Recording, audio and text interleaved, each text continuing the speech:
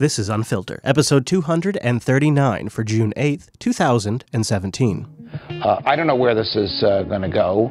The president did not have a good day, and his lawyer, whom I know and who's a very, very fine lawyer, in my view, did not adequately, in 3 minutes, rebut what Jim Comey took 3 hours to convey to the country. That impression that he conveyed is still out there.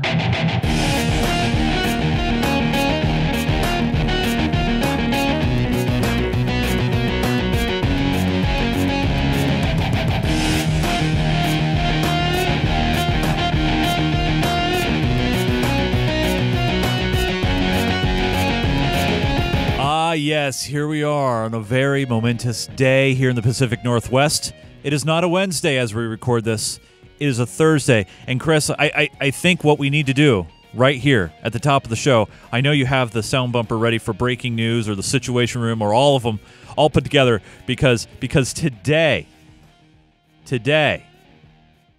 Oh, is that your okay? There we go. Thank you. This is CNN Breaking News. And I'm Chris, and that's breaking news. There we go. This is breaking news. Yeah. Because today we have this is the day. It's Comey Day.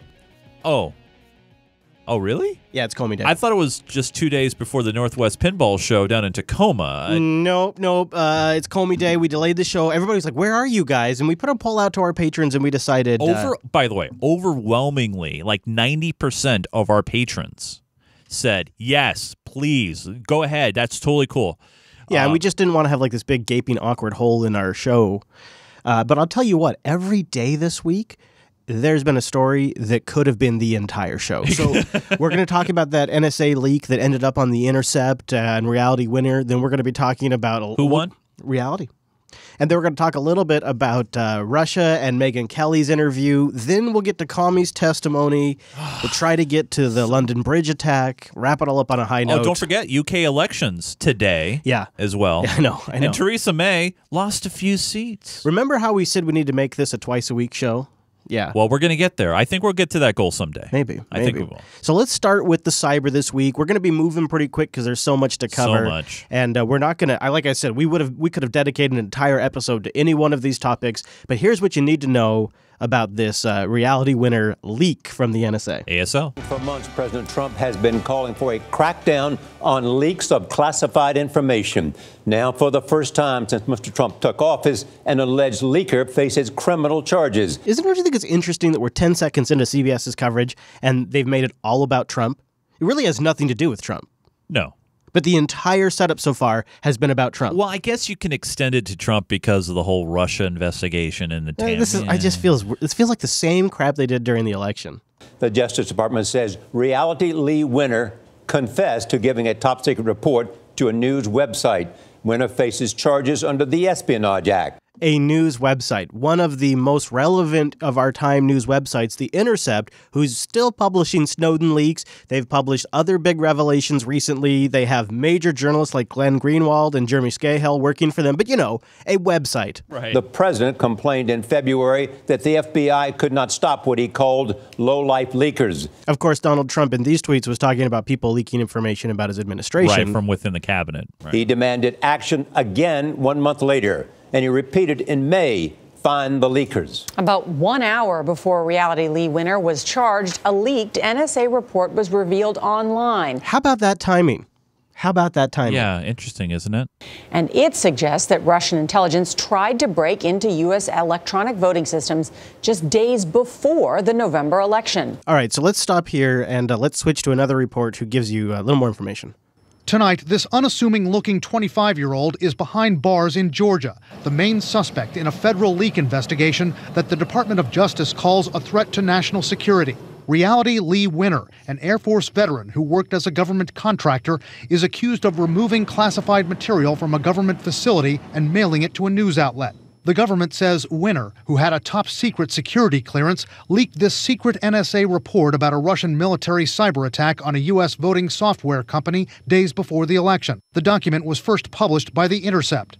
Tonight, as Winner faces charges that could land her in prison for 10 years, those who know her are trying to figure out why she did what she allegedly did. So she also goes by Sarah Winner online, and Sarah Winner is, guess what, an extremely vocal Bernie Sanders supporter. Yeah. Wait for the connection. In fact, the night that Trump was elected, she said people suck. On her feed, she's also called Trump an orange fascist.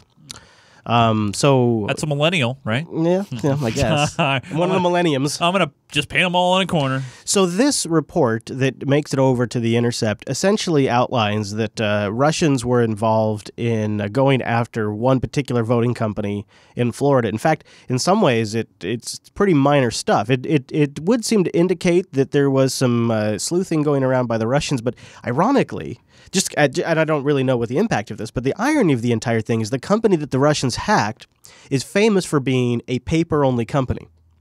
So I don't really know, like when you cyber hack a company whose their reputation is they track everything by paper, so that way there can't be any hacks. I don't really know what the impact of that is, but it's an interesting little irony in this story. It reveals Russian attempts. Supposed Russian attempts, which are being tied back to intelligence agencies that work for the Russian government. So that's how they're making this connection. We're quote-unquote meddling with these systems. On Twitter, she appears to have followed Edward Snowden, WikiLeaks, and accounts linked to the group Anonymous. But she was also... That always gives me chills, and it makes me have pause about who I follow. Oh yeah. Because whenever they cover somebody like this after something has happened, if you're following Julian Assange and you're following Anonymous and you're following, say, Donald Trump, and maybe you're following like some really, just out there account because you just like to see what they're posting, or you're following it for maybe the purposes of Unfilter, they'll characterize you as essentially being aligned with these individuals, even if you are not necessarily subscribing to their beliefs. You're just following them because they're important Twitter accounts. Snowden, WikiLeaks, and accounts linked to the group Anonymous. But she was also a decorated airman in the U.S. Air Force. A commendation shown to CNN by Winner's mother says she provided valuable intelligence information and helped geolocate 120 enemy combatants. Her mother says she was a linguist in the Air Force, speaking Pashto, Farsi, and Dari. You really can't tell what her motivation is. The only thing we know is she wanted this material to be public. You can kind of tell if you look at her Twitter feeds. Her motivation was that she's a Bernie Sanders supporter. Winner's mother tells CNN her daughter wasn't especially political and had never praised leakers like Snowden. On election night, as it became apparent Donald Trump was going to win, Reality Winner appears to have tweeted, quote, "Well, people suck. #election night." In February, under the name Sarah Winners, she allegedly tweeted that President Trump was, quote, "an orange fascist." There you go. That was only about 2 days before Winner was hired by Pluribus International Corporation. Isn't that remarkable? So she gets hired as a security contractor, is given classified access, and just 2 days before she gets that job, she tweets that the president's an orange fascist. Like they don't check her public Twitter feed before they give her classified access. Oh, well, I thought social media was part of a general background check, but I guess not. A contractor providing analytics and engineering services to U.S. security agencies. These would raise questions, but they're just that, just questions. In the interview process, you have to satisfy yourself that the questions have viable answers. It's not like posting political messages exclude you from getting a top secret clearance. It has to do with the nature and content of the messages. Investigators say Winner was caught because the document had been creased, indicating it had been printed and taken off the premises. Let's stop here. So this is where this story starts to get a little bacony. So this is a controlled leak. In my mind, this was an intentional controlled leak, maybe to flush out some people are disloyal, maybe to help correct some of what's been reported incorrectly in the media, maybe for reasons that I can't even comprehend sitting here in Podunk, Arlington, Washington. But to me, it seems like this was intentionally crafted. We're going to go through a few pieces here, so listen to some of this information. Because the document had been creased, indicating it had been printed and taken off the premises. When they traced the document back, investigators say it became evident only 6 people had printed it. So this was initially a document only given access to 6 people. So it's not like the Snowden-style thing where he dumped the whole intranet. Only 6 people originally had access, so it wasn't a big list. Including Winner. And the government says only she had contact with the Intercept reporters. Oh, they looked at her email inbox. She was dumb enough. I mean, I'm sorry, but she was dumb enough, right? Okay. To be emailing back and forth and keep these emails. Tonight, experts tell us the NSA could have used an even more elaborate way of tracking the memo. Have you heard this theory? The dot theory? Yeah, and don't all printers do this? Well, yes, but I'll let it play, and then I'll tell you why it's such crap, dude. All right. Dots embedded in printouts. To the naked eye, the untrained eye, you wouldn't see this unless you magnified it or used blue light, and then the dots become a little bit easier to see. But if you invert the colors, if you take the negative of the colors, it becomes much more apparent that you have these little matrix of dots. And these matrix of dots actually encode information. They encode. This is well known. I mean, everybody knows this. The EFF has made a big deal about this. I find this to be such a bullshit explanation. This is, by the way, not part of, they're making this part up. They're theorizing about this. The reason why I say it's bullshit is because it was a picture that they saw. They saw a picture of the documents, a cell phone picture of the documents where they saw it. There's no way the FBI, those dots exist. No doubt, because it's embedded in a lot of printers. But there's no way from a cell phone picture where the FBI saw, there's no way. There's no way they took a cell phone picture and saw those dots. Oh, no, I don't believe that either. That's a crap explanation. It's all about they knew who leaked these documents because only 6 people could do it, and they saw her emails, and they saw that she subscribed to the Intercept podcast, ironically. And the Unfilter podcast. But in some ways, I think these leaks helped Trump. We are learning more tonight about the story that we gave you last evening about the potential motive of a Georgia woman allegedly at the heart of a bombshell leak that confirms that Russia attacked our voting system or attempted to attack the voting system prior to the 2016 election. So we now know that this young lady, 25-year-old reality winner is her name, was apparently no fan of President Trump. Can we stop for a moment? Is this the weirdest thing? First of all, you know what's weird about this? Yeah. He likes to win. He likes to be a winner. All right. Let's talk about the elephant in the room for a minute here and her name. Okay. That is her actual name, by the way. Isn't it interesting that what is wrong with her parents? Or did she change her name? What happened here? I don't know. I think maybe her name was originally Sarah, but she went with reality. I mean, if you're going to have winner as your last name, you might as well up the game and go with something great like this. How about I would just go with Ima. Social media accounts littered with expletive-ridden criticism of him, like this one, quote, "I'm losing my mind. If you voted for this piece of," you can figure out the rest, "explain this. He's lying. He's blatantly lying, and the second largest supply of fresh water in the country is now at risk." She might be an Unfiltered listener, dude. Hashtag no Dakota Pipeline, Access Pipeline, never my president, resist. She's a contractor for resist. the federal She's a government. Hillary Here fan. now, That oh wait, no, we've already clarified. Well, that. I mean, Hillary is trying to take the resist name and movement and co-opt it, but originally it was like a Bernie supporter thing. It was. Fox News senior judicial analyst, Judge Andrew Napolitano. Good judge. Judge, starting just fresh off of that, I mean, she has every right to tweet whatever she wants. Right. It's probably inappropriate that somebody that has a national security clearance who therefore works for the president, remember the NSA is in the military, she's a contractor for the military, expresses views like that, but she does have a constitutional right to do it. But I would argue that she actually helped the president by what she released. There you go. Because she released irrefutable proof that the NSA knew that the Russians attempted to affect the outcome of the election by planting cookies, attractive links, in 122 city and county clerks around the country who are in the business of counting votes.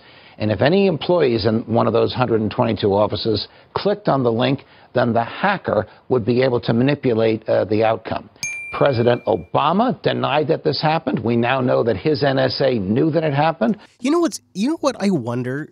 This is 100% bacon, but do you remember us playing clips slowly over a period of time? It might have been in the overtime only, but I think it was in the main show that the DHS got caught doing penetration testing of state officials. Yeah, and the states got pissed off. They're like, knock it off. We didn't ask for this. This sure feels a lot like that story, and I wonder if it goes something like this. The DHS contracts with the CIA to do some remote fishing around to see if the states notice.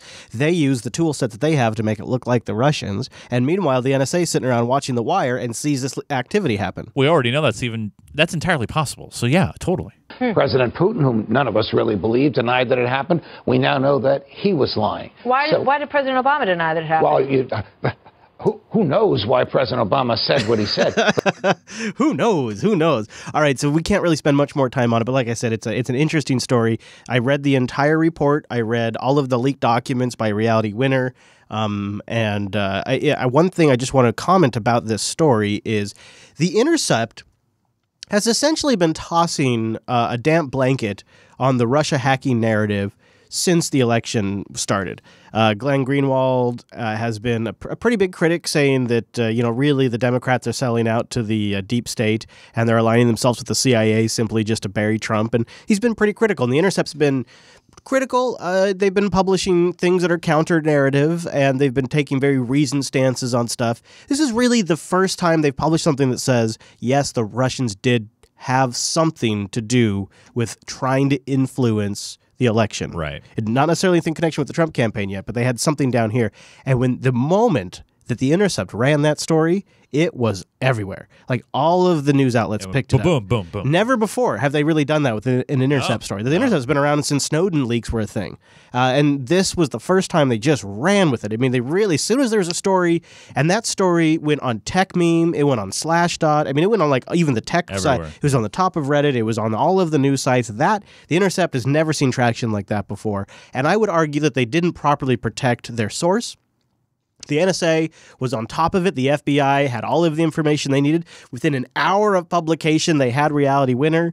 This was the tightest operation they've ever had of getting a leaker. We have people leaking the contents of Trump's international diplomatic calls and what was said when only 5 people are in a room. We have that information being leaked to the press, and we can't figure out who's leaking it. But the moment Reality Winner had something published on The Intercept, had her snapped up, and she's in jail in no time. They sure can work quick sometimes, can't they? They can, if everything's laid out in front of them. I want to just cover a little bit of Megyn's discussion with Vladimir Putin. OMG. Oh, wait, so Megyn's back on the air. She's back on the air. And she's working for NBC. What's the name of her nice show now? Do you know? It's like a magazine format show. Yeah, it's just like Sunday night. I think that's what it's called, Sunday night. It's really kind of, when you see her on NBC, she just feels like it's weird. One of the rank and file. It's really, anyways, but she made a big splash by interviewing Putin, and here's her setup here. Good friend of the show. Jose, it was an eye-opening exchange with a defiant President Putin in St. Petersburg today. He has denied Russian involvement in the hacking and interference with our U.S. presidential election for some time. That changed earlier this week, and the story appears to be evolving yet again. So there was a lot in this interview, and we could, again, dedicate the whole damn show to it. But I thought this one particular question went well. Russian President Vladimir Putin now suggesting a toddler could have hacked our election. He took questions while speaking at an economic forum in St. Petersburg, Russia today, and claimed the cyber attacks on the 2016 election couldn't have been very difficult. He said a 3-year-old could have done it. He said Democrats are angry over losing to President Trump, who he says ran a better campaign. The other team made a mistake, and they don't want to recognize this mistake right now. They don't want to say that they were not wise enough. It's easy to say it's not our fault. It's the Russians who interfered. Vladimir Putin, who has repeatedly denied that his government interfered in our election, yesterday he suggested, and I loved this, patriotic Russian citizens might have been behind the attacks. Remember when he invaded Crimea? Same line. Today, Putin also. It's true. Yeah. You know, I will say, I think you have several Russian threads right now, and they easily, McCain did it today, we're going to get to this, they're easy to blur together accidentally.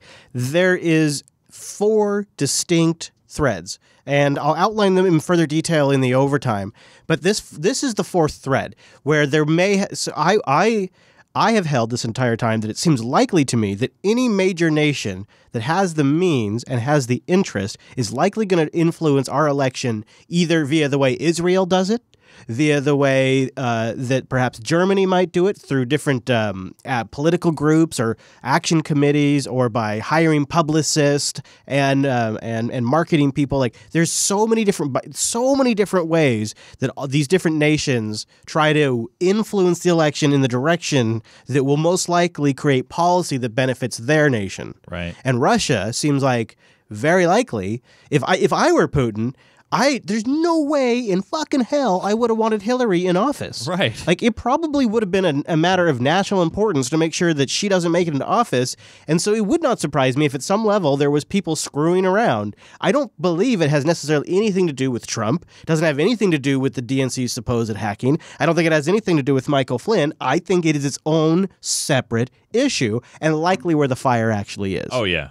No, I think that makes a lot of sense. Totally. All right. Well, then, I will just say this. The whole interview, there's so much we could play. I have another clip in the overtime I'm going to play. But if you have the supporter sync, or if you use producer Matt's trick where you just put it on your phone so that you can pull files you want, go into our Russia and Syria segment folder and grab the NBC edited out Putin hard truths clip. It's 13 minutes of things that were edited out of the interview where he really lays it out there. I mean, he really says some good stuff, and it was cut from the version that was aired here in the U.S. And I have it's the other side of the translation, so it's a Russia source. So you have to wait on the reverse for the translation, so it's a little different. But the English satellite delay, right? But there was no Western version that didn't have those cuts. So this is, I think, that something the Russia state media put out to say, like, well, here's all the other things that she asked him that they decided not to play, and it's gold. I would have made a huge segment out of it if I could have, but we've got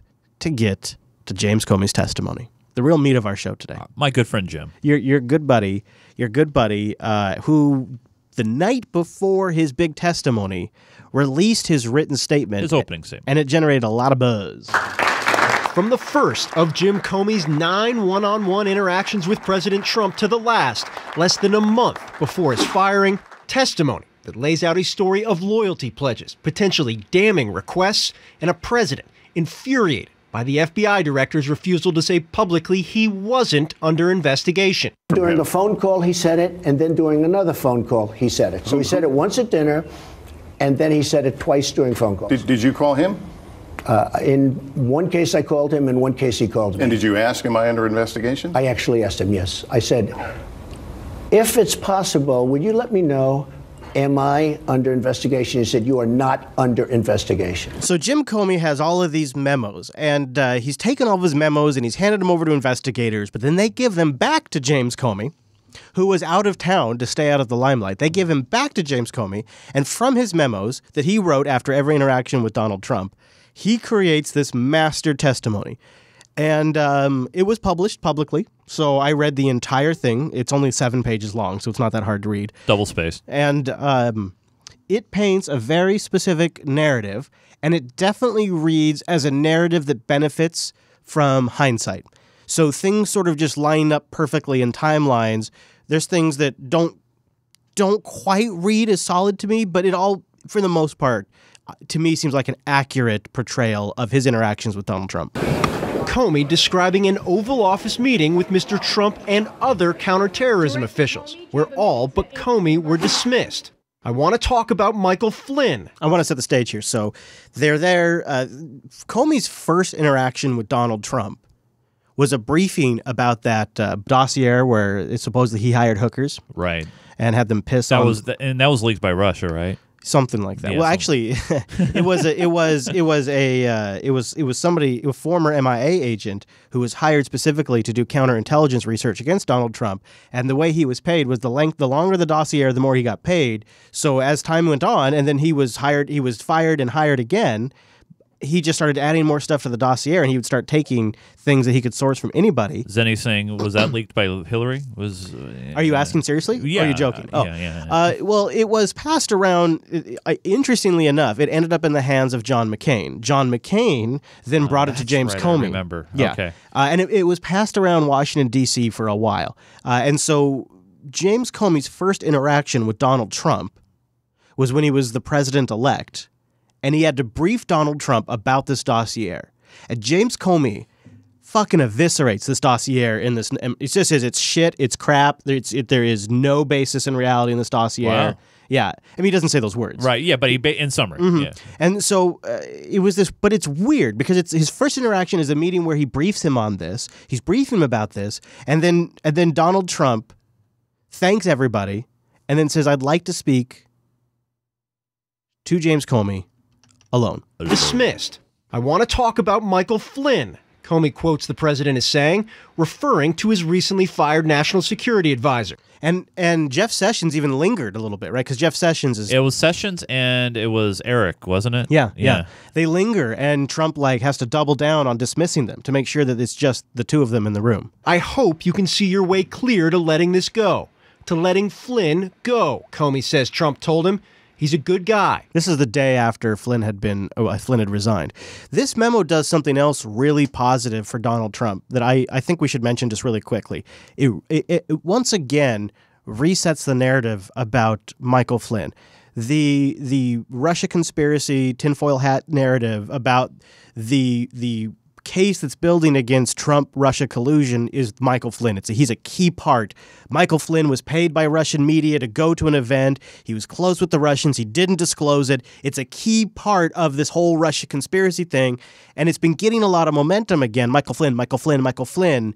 And this memo once again resets the narrative here that Michael Flynn was not fired because of the Russia investigation or because of his links to Russia, which is what their narrative has again become. He was fired because he misled the vice president, and this is stated several times in the memo via quotes of Donald Trump and conversations that Donald Trump had with Comey over several of his memos. And it, I think, is a very positive thing for Trump overall, because that seems like a very damning fact that he had to be fired because of this Russia investigation, and the Trump team took 18 days to do it, when in reality he was fired because he misled the vice president. I just think that the president could have handled this in a much, I know hindsight, much better way. I mean, I hope you can see your way clear to letting this go, to letting Flynn go. He's a good guy. I hope you can let this go. But in the meantime, my office will be fully available for any kind of interviews that you guys want to do and take care of. Do you feel like that's a request to let it go? To end the investigation? Absolutely. Yeah, to me, it feels like, you know what? I fired the guy. He really didn't do anything. RT paid for him to go. You know what? He's a good guy, and he took a lot of heat for this, and I fired him. I think you should just let this go. But it is asking him to end the investigation. Right. Yeah. Right. And the thing is, say your boss, the president of the United States, the ultimate boss, right? Jeff Sessions' boss, the boss. If the boss comes in and says, hey, Chris, do you think you can have that report in for me by Monday? I hope you can have that report done by Monday. I hope you can have it into me by Monday. Guess what you're working on this weekend? Yeah, exactly. That report. Yeah. So, of course you take it at face value. We're on the same page. Yeah, absolutely. Yeah. I hope you can let this go. Comey goes on to say he prepared an unclassified memo of that conversation, understanding that the president was requesting he drop any probe into Flynn. He shared that assessment with his FBI leadership team, but declined to share it with Attorney General Jeff Sessions on the assumption that Sessions would soon be recused. Now, that is a little bit of bullshit. See, I don't buy that explanation, and Comey said it again during his testimony. It's in that written testimony. Yeah. The problem is that was, if I looked at the timeline, it's damn near 3 weeks before there's any suggestion that Sessions should be recusing himself, before he recuses himself, before there's news stories about it. So Comey may have had inside information 3 weeks in advance that Sessions was going to do something, but I seem to recall it as Sessions was kind of pressured into it and kind of did a limp-wristed, vague recusal, and it felt like it was something that sort of was built-up pressure. It's very convenient timing. And the reason why it's convenient is because it's James Comey not sharing a pretty damn important thing with his boss. He shared it with his colleagues and his subordinates, but he didn't share it with his boss. And then his explanation post-fact is, well, I predicted that he was going to recuse himself, 2.5 weeks before he did. Chip team, but declined to share it with Attorney General Jeff Sessions on the assumption that Sessions would soon be recused. That's an assumption that straight-shooting James Comey wouldn't normally make. Here's what I think. That's a really big assumption. And this is just an opinion, of course, but I think that maybe Comey had some sort of inkling that Sessions was involved with something, and he didn't trust him. I could totally buy that. Yeah. The only problem is that Comey, in everything else, is such a by-the-booker. You know, he's such a straight shooter. Oh, yeah. I did this because by the book I had to do it. I knew it was going to be a hard choice. I knew it would be bad for me personally, but gosh darn it, I needed to do it for the American people's faith in the FBI institution, so I had to do it. I mean, he's like the self-sacrificing by the book guy, except for when it comes to telling his boss about a possible major conflict. I think it's only because, Sessions was one of the first guys to get behind the Trump train. This is what I think too. And he thought Sessions was compromised. Yeah. Yeah, totally. And this is what I'm thinking. Right. And so, and also further on, Comey talks about how wanting to have Sessions, be there going forward. He doesn't want to be one-on-one, that sort of thing. Yeah, I totally think that. I mean, he threw a bullcrap cover on it. Yeah. But that's what I think. But that means he's de-emphasizing the truth in his statement. Yes. Assumption that Sessions would soon be recused. While those details were kept close hold, Comey says the next time he spoke to Sessions, quote, I took the opportunity to implore the Attorney General to prevent any future direct communication between the president and me. But Comey also confirming that just as President Trump wrote in his letter firing the FBI director, he had, in fact, first informed the president-elect on January 6th he wasn't the target of a counterintelligence investigation. I looked it up to try to get a sense of how often Obama and Comey directly interacted. Yeah. And do you have a guess of how many times? I'll give you, it's more than 0. 3. From what I could find, 2. 2. Yeah, close. 2. Going by 2 events and by James Comey's testimony earlier, not today, but earlier, it sounds like it was early when James Comey was brought in and then when Obama was leaving. He was on his way out. Yeah. It was a point that, based on Comey's recounting, aided Trump and dominate much of their interactions after Trump assumed office. So there's this constant drive by Trump to say, will you please come out and tell the people I'm not under investigation? Everything else in the entire world is leaking, but the one thing that's not leaking is the fact that I am not being investigated. Trump stressing the cloud of the Russia probe was, quote, interfering with his ability to make deals for the country, Comey recounted. Trump telling Comey at deals. At one point, we need to get that fact out. At another, saying explicitly he hoped I could find a way to get out that he wasn't being investigated. All right, this is where I'm confused. All right, he's saying that it's interfering with him to make deals for the country, but he wants Comey to get out the fact that himself is not under investigation. How would that still help us as a country? Because people would still think, all right, well, fine. If you're not involved, Trump, fine, whatever. But it doesn't negate the fact that... How does it help? I think maybe by taking away concerns that the president's compromised. But there's still concerns because there's a guy here in the White House that you picked to be a part of your cabinet that's involved with Russia. How does that help? Just because maybe you're not involved with it maybe per se, how does that help us?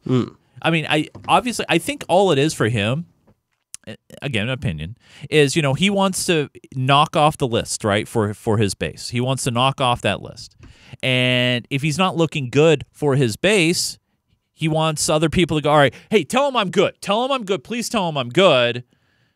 But it doesn't negate the fact that there's still something going on over here. And I imagine this must have been eating at Trump. If you're right, that must just be, yeah. And I think that bitterness about that whole situation is what led Trump to shit all over Comey after. Remember? He was terrible. He was not respected. The FBI was in disarray. They hated him. Yeah, I pictured when that was going on that Comey must have been when he was super. I mean, that must have pissed Comey off so much. So guess what? One of the first things he addressed in his testimony today. In his interview with Lester Holt on NBC, the president said, "I had dinner with him.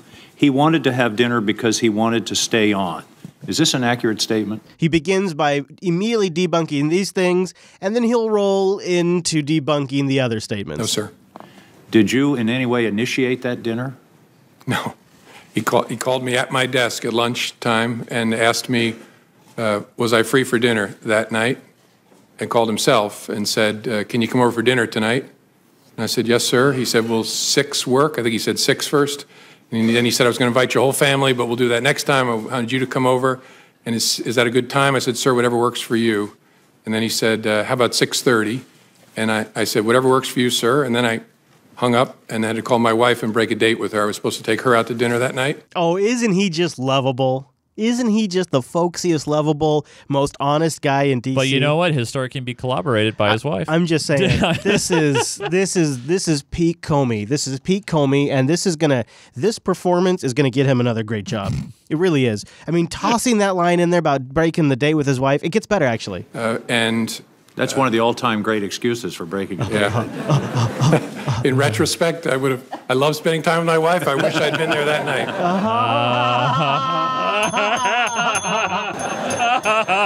That's one question I'm not going to follow up. But in that same interview, the president said, in one case I called him and in one case he called me. Is that an accurate statement? No. Did you ever call the president? No. And you know what? I believe Comey, and the only reason why is during the NBC exclusive interview when Lester said, he fumbled this. I called him, he called me. I can't remember. I really felt like he made that up on the fly because he wanted to make it seem like that. Well, it turns out Comey did actually call him. The only reason I'm hesitating is I think there was at least one conversation where I was asked to call the White House switchboard to be connected to him. So he did technically call. Yeah, but he didn't reach out. Yeah. So so of course he was pissed that Trump was slamming him. Although the law required no reason at all to fire an FBI director. The administration then chose to defame me and, more importantly, the FBI. By saying that the organization was in disarray. That it was poorly led. That the workforce had lost confidence in its leader. Those were lies, plain and simple. What was it about that meeting that led you to determine that you needed to start putting down a written record? Now, he's essentially going to say, I don't like the character of the man, and so I decided to write this down. Because he did say he didn't do this for Obama, which I would have thought he would have, because this was, I thought, a tradition of FBI directors. I would think... I mean, first off, he only talked to Obama or saw him twice, right? Once say goodbye, the other one was like, hi, nice to meet you. Here's a hand job. Now, granted, if Obama, on his first meeting with Comey, said, hey, you know that Hillary thing going into my election? Because she was involved in something back then, too, right? You're right. Then he might have started writing it down. Then I think he would have. I know. Who knows, right? I know. But, who knows? But I just have a feeling. If he was just saying hi, he's not going to start writing. But listen to his answer. It's like essentially he's like, oh, I think he's probably not a trustworthy person. Right. A combination of things. I think the circumstances, the subject matter, and the person I was interacting with. The person I was interacting with. Yeah. Circumstances. First, I was alone with the President of the United States, or the President-elect, soon to be President. The subject matter, I was talking about matters that touch on the FBI's core responsibility and that relate to the President-elect personally. And then the nature of the person. I was honestly concerned that he might lie about the nature of our meeting, and so I thought it really important to document. And, to be fair, I mean, up to that point, there was so much mud being flung back and forth during that election, right? Mm-hmm. And then you grab him by the pussy. You have all these things happening, right? Comey is a guy, just like the rest of us, all the other people out there. Got CYA. Yeah. I was probably the most surprised by this admission. He admitted handing over his memos to a friend to leak them to the press. Did you show copies of your memos to anyone outside of the Department of Justice? Now, I want to make it clear to you guys that they all know the answers before they ask the question. And it's not scripted per se. They've been briefed many times. They've already been briefed by Comey on this topic. They have printed briefs created by their staff. The reason they're asking these questions is not because they don't know the answer. They know the answer. They're trying to get it on the public record. They're trying to see what they can get the director of the FBI, the former director of the FBI, to willfully put in the public record, because it's not things that they can legally put in the public record. But if the originator can, then now it's something that can be out in open public discussion. That's why they have public hearings and they have closed hearings. Yes. And to whom did you show copies? I asked, President tweeted on Friday after I got fired that I better hope there's not tapes. I woke up in the middle of the night on Monday night because it didn't dawn on me originally. No, because he's too sweet. He's too good-natured to think bad or ill will of anyone. So it didn't dawn on him immediately that he should be a calculated politician.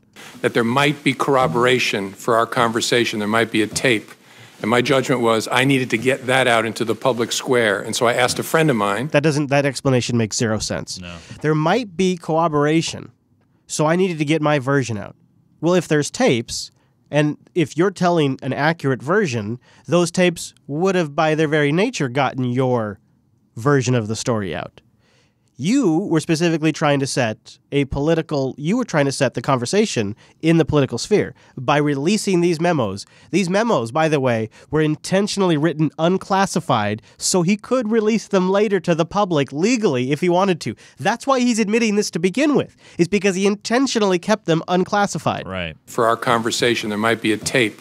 And my judgment was I needed to get that out into the public square. And so I asked a friend of mine to share the content of the memo with a reporter. Didn't do it myself for a variety of reasons, but I asked him to because I thought that might prompt the appointment of a special counsel. Oh. See, part of me thinks that's why he did it. Well, that, and also because of the tweets that were sent. Yeah, oh yeah, 100%. I mean, I don't know if it would have gone to the leaking route, but I know if someone drug my name and character through the mud, and you, same thing. Especially I don't know. when his brand in D.C. is yeah. the only honest guy in town. When that's your brand, and then somebody's trashing you. And he's like 6'7", so he's a good center on the Senate basketball team. You know, it's one of those things. But so he says here, I thought this move would force the special prosecutor, which is exactly what happened. For a variety of reasons, but I asked him to because I thought that might prompt the appointment of a special counsel. And so I asked a close friend of mine to do it. And was that Mr. Wittes? No, no. Who was that? A good friend of mine who's a professor at Columbia Law School. And we have the identity in the show notes now. It's come out. He's done interviews. So I guess he's decided to out himself, essentially. I thought that was particularly interesting that he had these memos, the way they were released, and the fact that he had a friend leak them intentionally. Then he was asked about Russia and if he thought that the investigation into Russia played a role. Do you in his firing believe the Russia investigation played a role? I know, right? And why I was fired? Yes. Yes, because I've seen the president say so. Yeah, of course it did. Because you weren't going out there and telling everybody what he wanted you to tell them. Right. And he says there's no doubt that the Russians interfered. There should be no fuzz on this whatsoever. No fuzz. No fuzz. The Russians interfered in our election during the 2016 cycle. They did it with purpose. They did it with sophistication. They did it with overwhelming technical efforts. And it was an active measures campaign driven from the top of that government. Overwhelming technical efforts being phishing attacks? There is no fuzz on that. It is a high confidence judgment of the entire intelligence community. And the members of this committee have seen the intelligence. It's not a close call. That happened. That's about as unfake as you can possibly get and is very, very serious, which is why it's so refreshing to see a bipartisan focus on that, because this is about America, not about any particular party. America. Hoorah! Yeah, and then he does a little circle jerk there of that panel. And so one of the famous Comey quotes from this entire thing will no doubt be his comment about the tapes. You're big, you're strong. I watched the entire thing and I reclipped this. I don't remember that. Oh, I do, and there's no context I can give you for it. That's how she opened up the sentence, and You're I just big took it. and strong. You're big, you're strong. Yeah. I know the Oval Office, and I know what happens to people when they walk in. There is a certain amount of intimidation. Sure. But why didn't you stop and say, Mr. President, this is wrong. I cannot discuss this with you. Because you're big and strong. It's a great question. Maybe if I were stronger, I would have. Even stronger than I was strong. so stunned by the conversation. That seems like you could, I think I'd be taken aback. I'd be like, is this happening right now? Am I being put in this position? Is this actually happening You to know me? what? I actually, sidebar, I was talking to my wife about this kind of situation the other day. And I had a situation happen to me where I was presented with some information and I had to make a split-second decision right there. I had no time to kind of process it. And I know exactly what he's thinking there, because it's like, wait, did that just happen? And now I have to react to it immediately. Sometimes you can't push back. You just kind of go with it. So I respect that. I get that. Stunned by the conversation that I just took it in. And the only thing I could think to say, because I was playing in my mind, because I was going to remember every word he said, I was playing in my mind, what should my response be? And that's why I very carefully chose the words. And look, I've seen the tweet about tapes. Lordy, I hope they're tapes. Lordy. There's a little giggling in the background, too. Lordy. Yeah. Very carefully chose the words. And look, I've seen the tweet about tapes. Lordy, I hope they're tapes. I remember saying, I agree he's a good guy, as a way of saying I'm not agreeing with what you just asked me to do.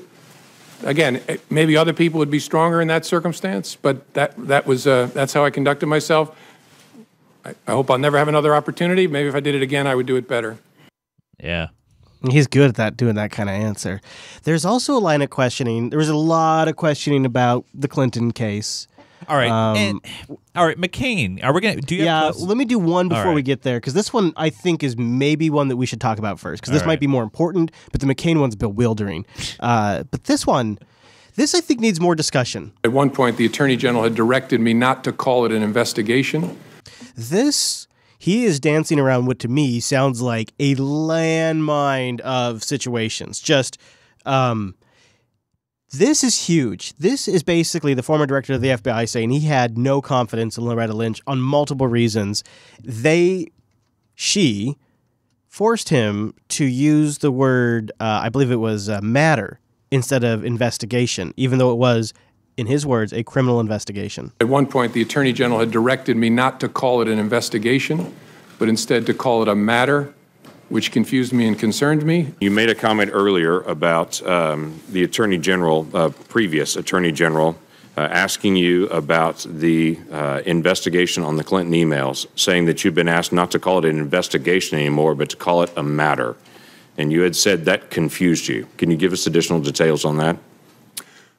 Well, it concerned me because we were at the point where we had refused to confirm the existence, as we typically do, of an investigation for months. And it was getting to a place where that looked silly because the campaigns were talking about... We totally missed something there. We usually deny the existence of an investigation for months. And they do that intentionally while there's an investigation happening. Absolutely. Yeah. Oh, yeah, that's for sure. Yeah. And if you recall, during the 2016 election, it was, is it a security review? Is it just a security matter? Is it an actual investigation? Yeah. And they weren't saying anything. It turns out the entire time it was a legitimate criminal investigation. Yeah. Where that looked silly because the campaigns were talking about interacting with the FBI in the course of our work. The Clinton campaign at the time was using all kinds of euphemisms, security review, matters, things like that for what was going on. We were getting to a place where the Attorney General and I were both going to have to testify and talk publicly about it. And I wanted to know, was she going to authorize us to confirm we had an investigation? And she said, yes, but don't call it that, call it a matter. And I said, why would I do that?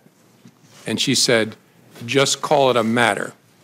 And again, you look back in hindsight, you think, should I have resisted harder? I just said, all right, isn't worth it. That kind of crap that really grinds me because if it's an investigation, call it what it is. And the only reason why she wanted to call it a matter was because her best friend in the world was in the running and didn't want to screw that up. It's all politics, not about the law. And it was the exact language the campaign was using. Yep. Isn't a hill worth dying on? He said, He said, look, I just did it. I called it a matter because I didn't feel like this was the battle I was going to die over.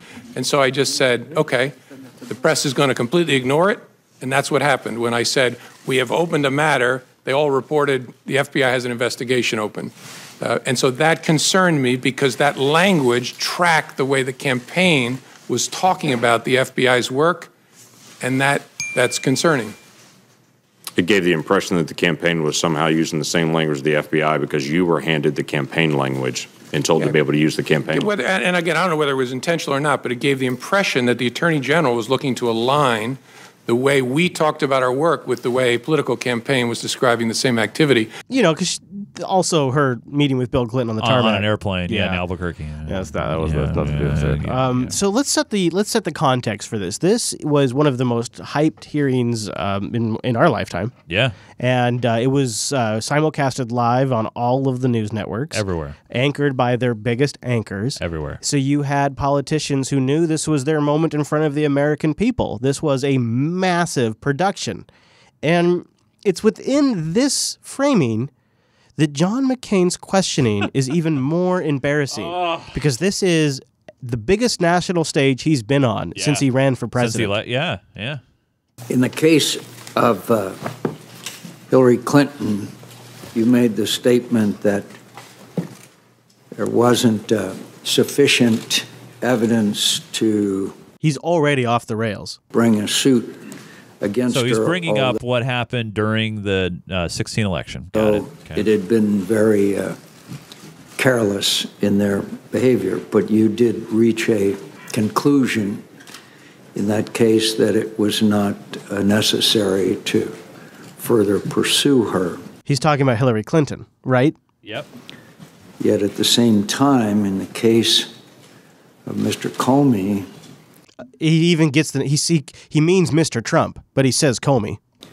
You said that there was not enough information to make... By the way, do you see Comey on the right there? By the way, all of our audio His listeners. super earnest, confused look. He's trying to focus in on what the hell are you saying?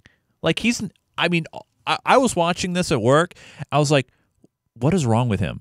I was thinking, what is wrong with McCain? Where's he going? Twitter exploded. I'm going to I'll play a little bit more as he tries to stumble through and realizes he just used the wrong name. A conclusion. Tell me the difference between your conclusion as far as former Secretary Clinton is concerned and Mr. Trump.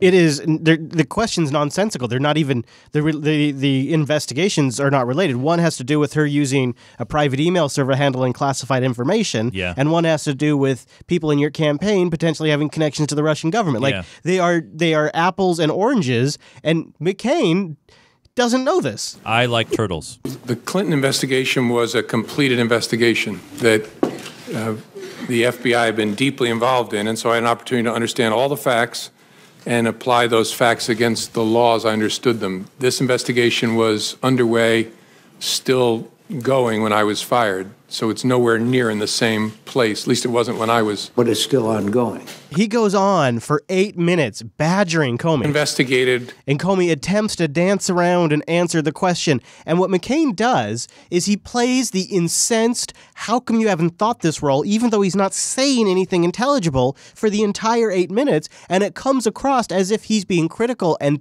he's analyzing something. When I was fired on May the 9th, there was still an open, active investigation. We are now 3 minutes into this. He's still trying to explain it to him. Understand the Russian efforts and whether any Americans work with them. But you reached the conclusion that there was no reason to bring charges against Secretary Clinton. Every person on this panel, by the way, only gets 7 minutes. They can use it however they want. They can use it as a statement or to ask questions. And this is what John McCain does.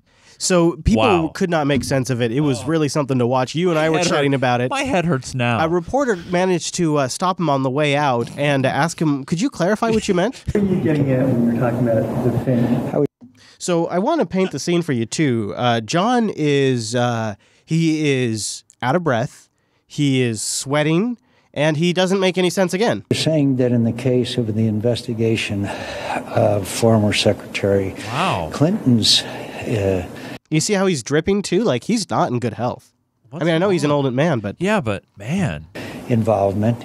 He examined it, said it was over, it was done. In the case of President Trump's involvement, there's more shoes to drop, there's more investigations. What's the difference? We all have the same issue. That was the question I was trying to get at. Obviously didn't do it very well. What? Do you still have any outstanding concerns, something that you didn't... I have hundreds of outstanding concerns. Like what?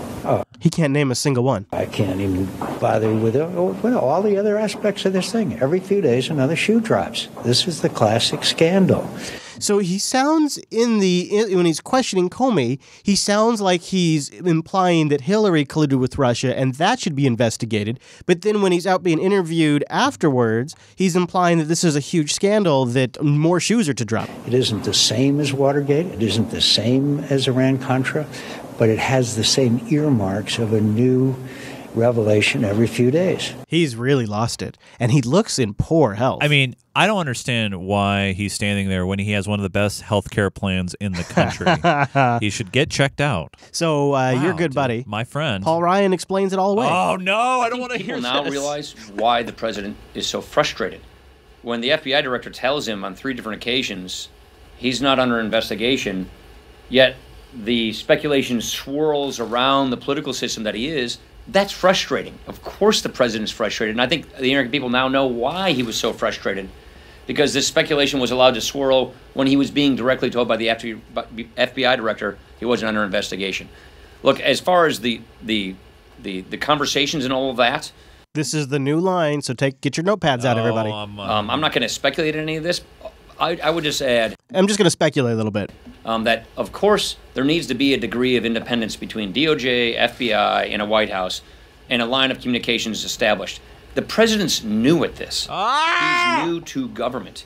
And so he probably wasn't steeped in the long-running protocols that establish the relationships between DOJ, FBI, and White Houses. Okay, so I don't know what to say. I'm gonna paint a picture for you. Please, Chris. You've been a boss for a long time. Yeah. Everywhere you go, everybody treats you like you're the king. Then you become the president. Now you're the ultimate boss, and these guys work for you. And so you're like, hey, you know what? Let's have some loyalty between us. Everything will go fine. Let these things go. It's no big deal.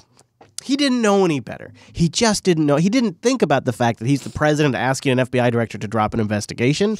He didn't know any better. And he has the legal authority to actually order it if he wanted to. You have a law enforcement official.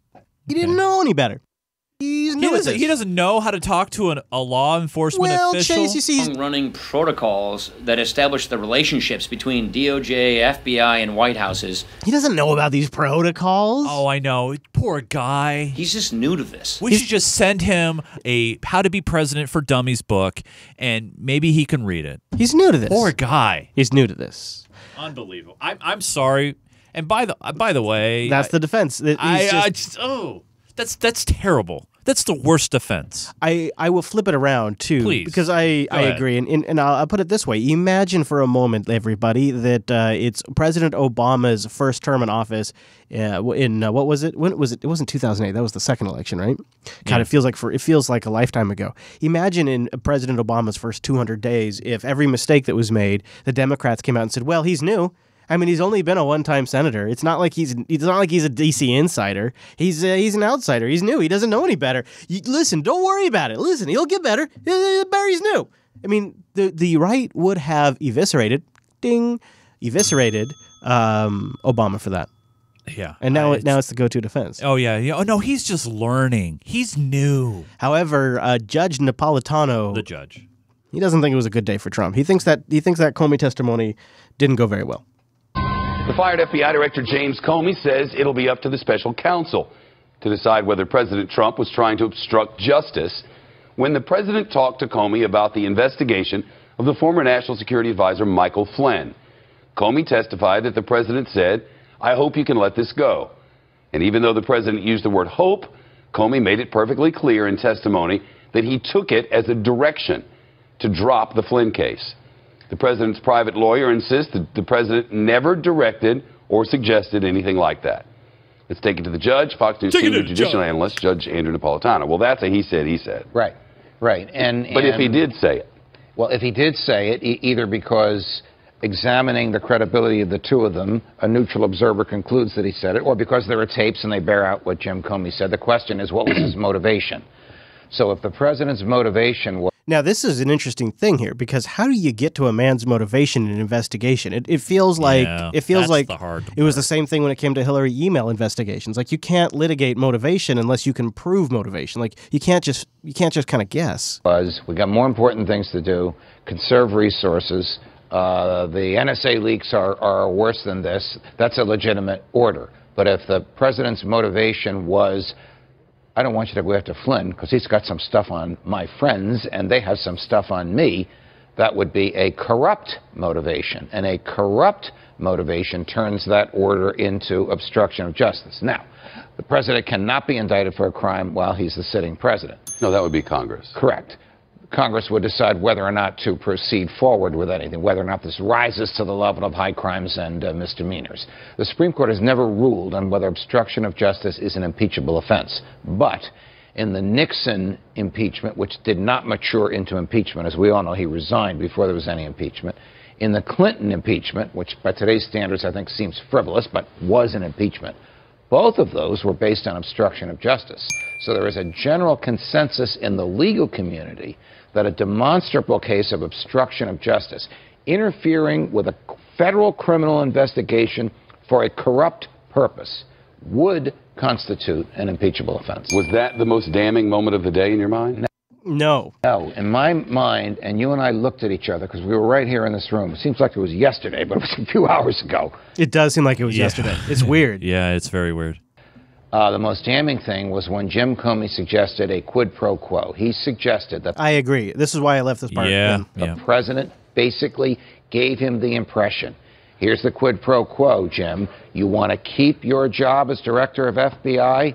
Lay off Flynn. That, to me, was new and was extremely damning and, quite frankly, was not addressed by Mark Kasowitz, the president's lawyer. Yep.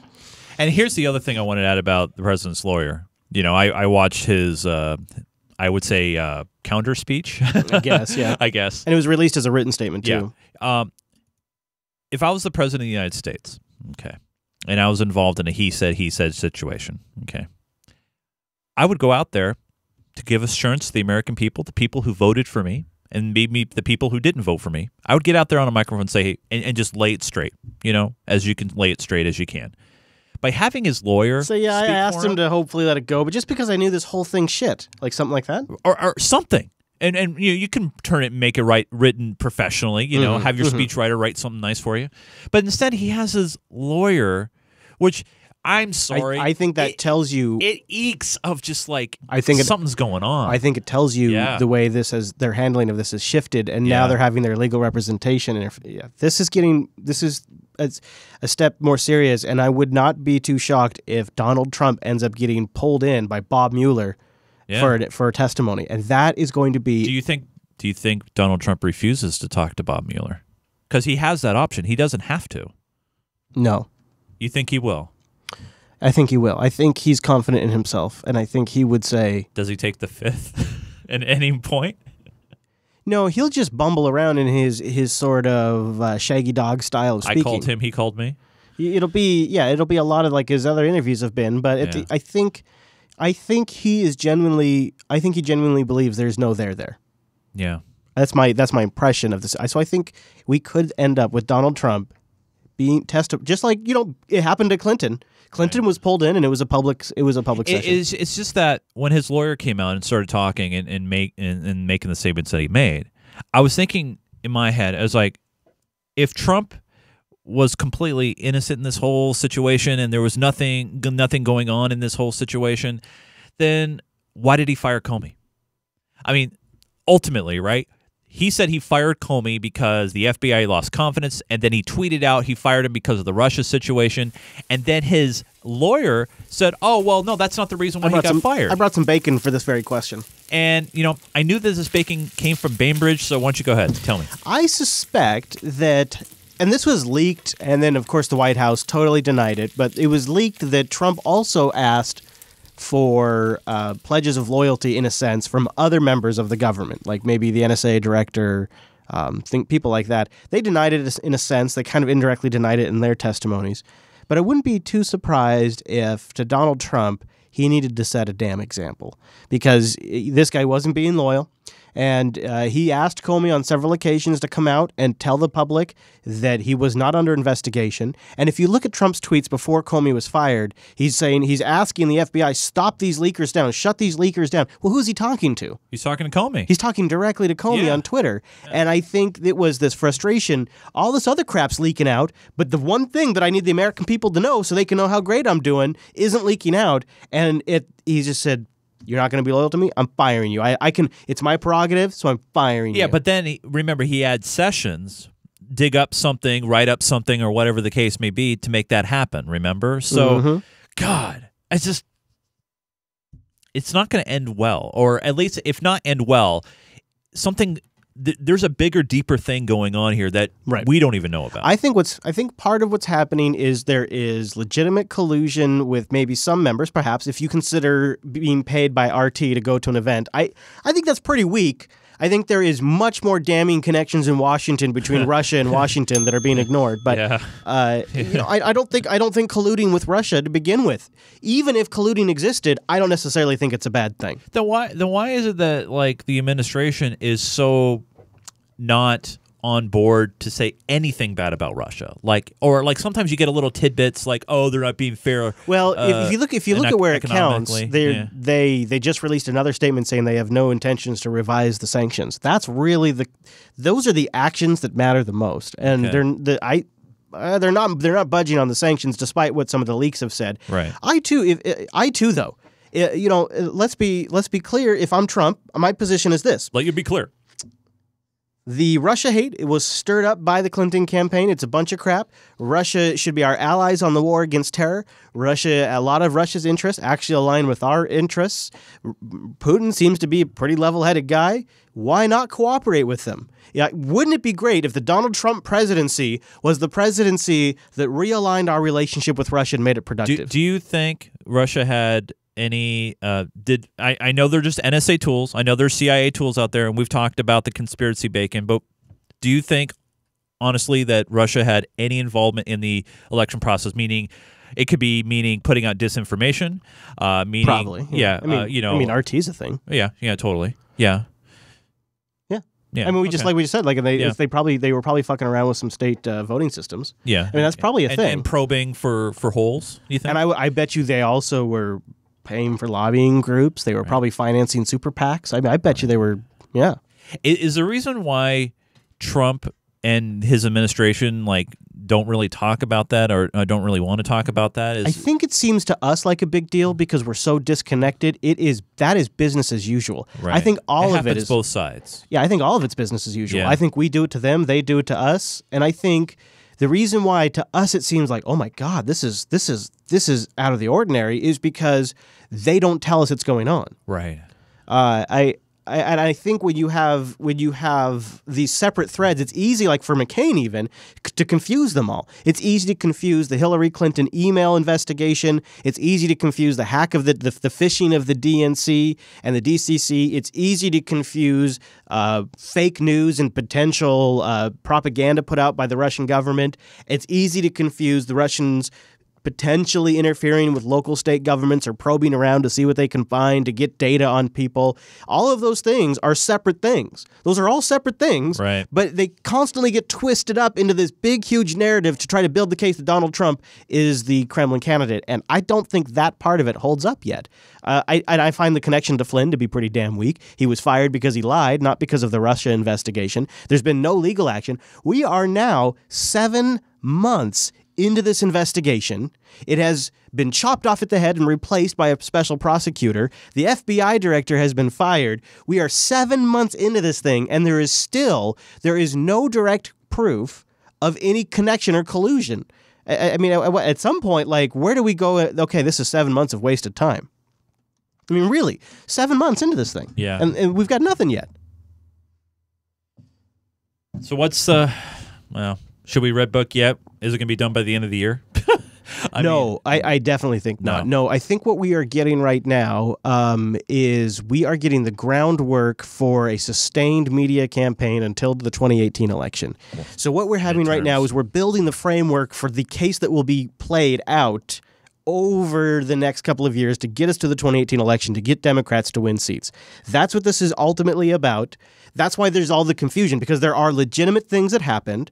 There are fake things that happened, like this dossier that started. If you think about it, this fake dossier was a domino effect, because it led McCain to go to Comey, who goes to Trump, who then starts this whole series of conversations, which leads to his firing. Like, it's this fake dossier about all of this bullshit stuff was spun people out of control. All of this Russia stuff is being spun and spun and spun to try to chant impeachment. They're never going to get to impeachment. I don't think so. Not over the Russia stuff. Where they could get to impeachment is over blocking the investigation. The obstruction of justice thing could be where the real meat's on the bone.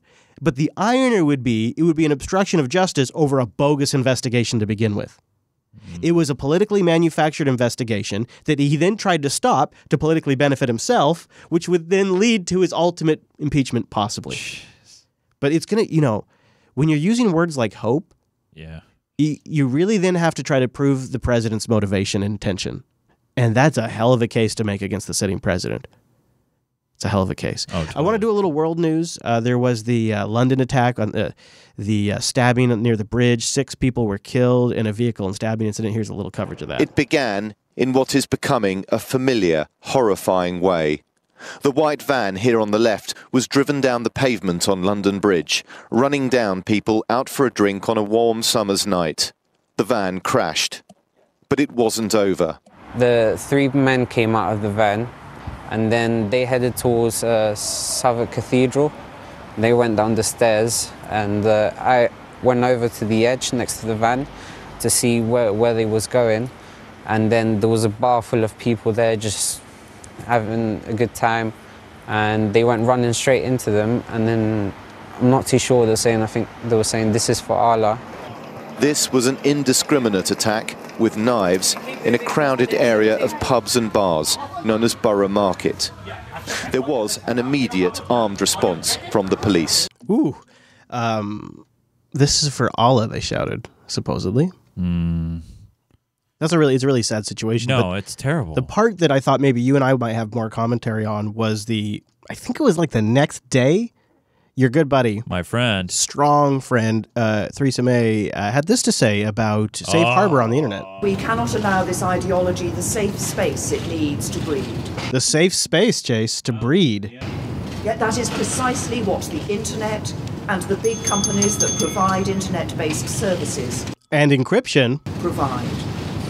We need to work with allied democratic governments. That would be probably the states. To reach international agreements that regulate cyberspace. International cyberspace regulation. Yeah. International cyberspace regulation. What she fails to tell you is this guy has been on a list for, 2-3 years? Mm-hmm. God, this is so frustrating, Chase. Never waste a disaster. This was like the next day, too. To prevent the spread of extremist and terrorism planning. And we need to do everything we can at home to reduce the risks of extremism online. Remember the June 8th? She sees this as part of their mission. To regulate the internet. This is a human rights issue, she sees. Oh, yeah. I mean longer prison sentences for those convicted of terrorist offences. I mean making it easier for the authorities to deport foreign terrorist suspects back to their own country. Isn't it amazing that this shit works everywhere? It doesn't matter where you are, this fucking shit works everywhere. Well, and I mean doing more to... Fear, I will protect you. Fear, I will protect you. Fear. It's not fully working. I mean, if it was, she would have a much more bigger groundswell of support today. I was reading about the UK election, and she's down about, I think, 18 or 20 seats from when she called the snap election. So I think, and by the way, these comments happened, 2 days before the election? So it's, I think some people are waking up just a little bit over there. I know that we got some great supporters from the UK, so I'd love to hear from you guys. But, man. Yeah, Jeremy Corbyn is actually pulling ahead right now. You're right. Yeah. As of a few minutes ago, this poll was updated. Yeah. We'll keep watching that as we go. Mr. Chase, we're just about to the high note. Yes. I thought we should take a moment and talk about a little project, a little side project we have. Folks, step over here for us. With us. All right, let's. Ooh, it's pretty over here. Yeah. It's the Unfilter Patreon at Yes. patreon.com/unfilter. And we're currently at $3,200 a month. We're trying to invest in the show and get it up to $4,000 and go twice a week. Yeah. And lordy, could we have used that this week? Patreon.com/unfilter, where we have Club 33, where you can get swag. You also get your say into the show. But did we do an expanded SAC last week? Well, what we did is I went to the Unfilter supporters, and I said, hey, and I opened this up to all the supporters at Unfilter Patreon. And I labeled it Unfilter Supplemental. I said, hey, we announced our new goal. We want to know what you think. Like it or hate it. And by the way, after I put this out, a lot of people actually jumped on board and became new patrons. We gained a lot of new patrons last week, so thanks for that. But a lot of people have said, hey, an Unfilter Supplemental show would be great. This is from Taka, Fiji. It'd be great if you kept it around the 30 to 45 minute point, and only if you covered only if something covered in the main show you guys feel need to be talked about. In my opinion, keeping the overtime at the 30 to 45-minute mark would also be preferred.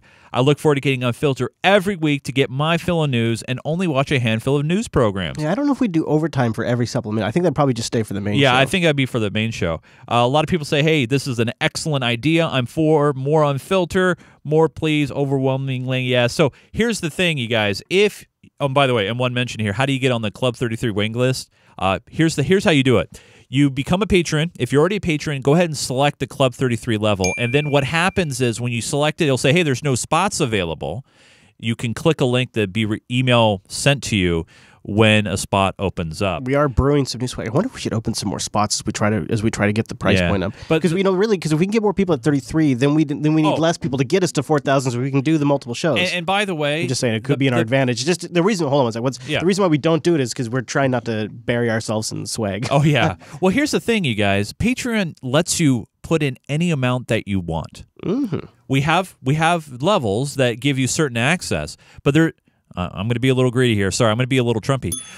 I don't mind if you show us the money, and you can change your 33 to 50. You can change it to 100. You can change your $5. You can change your $5 to $6.98. Yeah. There's really nothing restricting us. And I'm not saying anything more than this, but I'm just going to say $4,000 seems like a lot to you guys, but to us, it is simply about making this show a priority for the business. Right. It's about being able to fund increased production requirements, and it really could just be a starting point. I mean, in terms of where this show can go, look at the resources. If we had more resources, look what we could do just with more news, more coverage. Expand.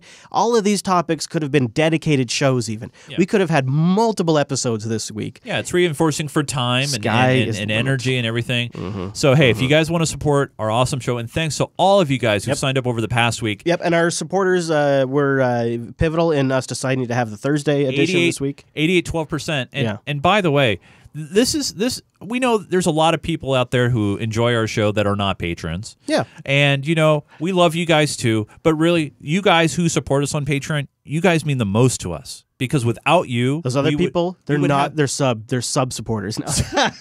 No, we love you guys. We appreciate you guys so much. We really do. If you listen to our show and, hey...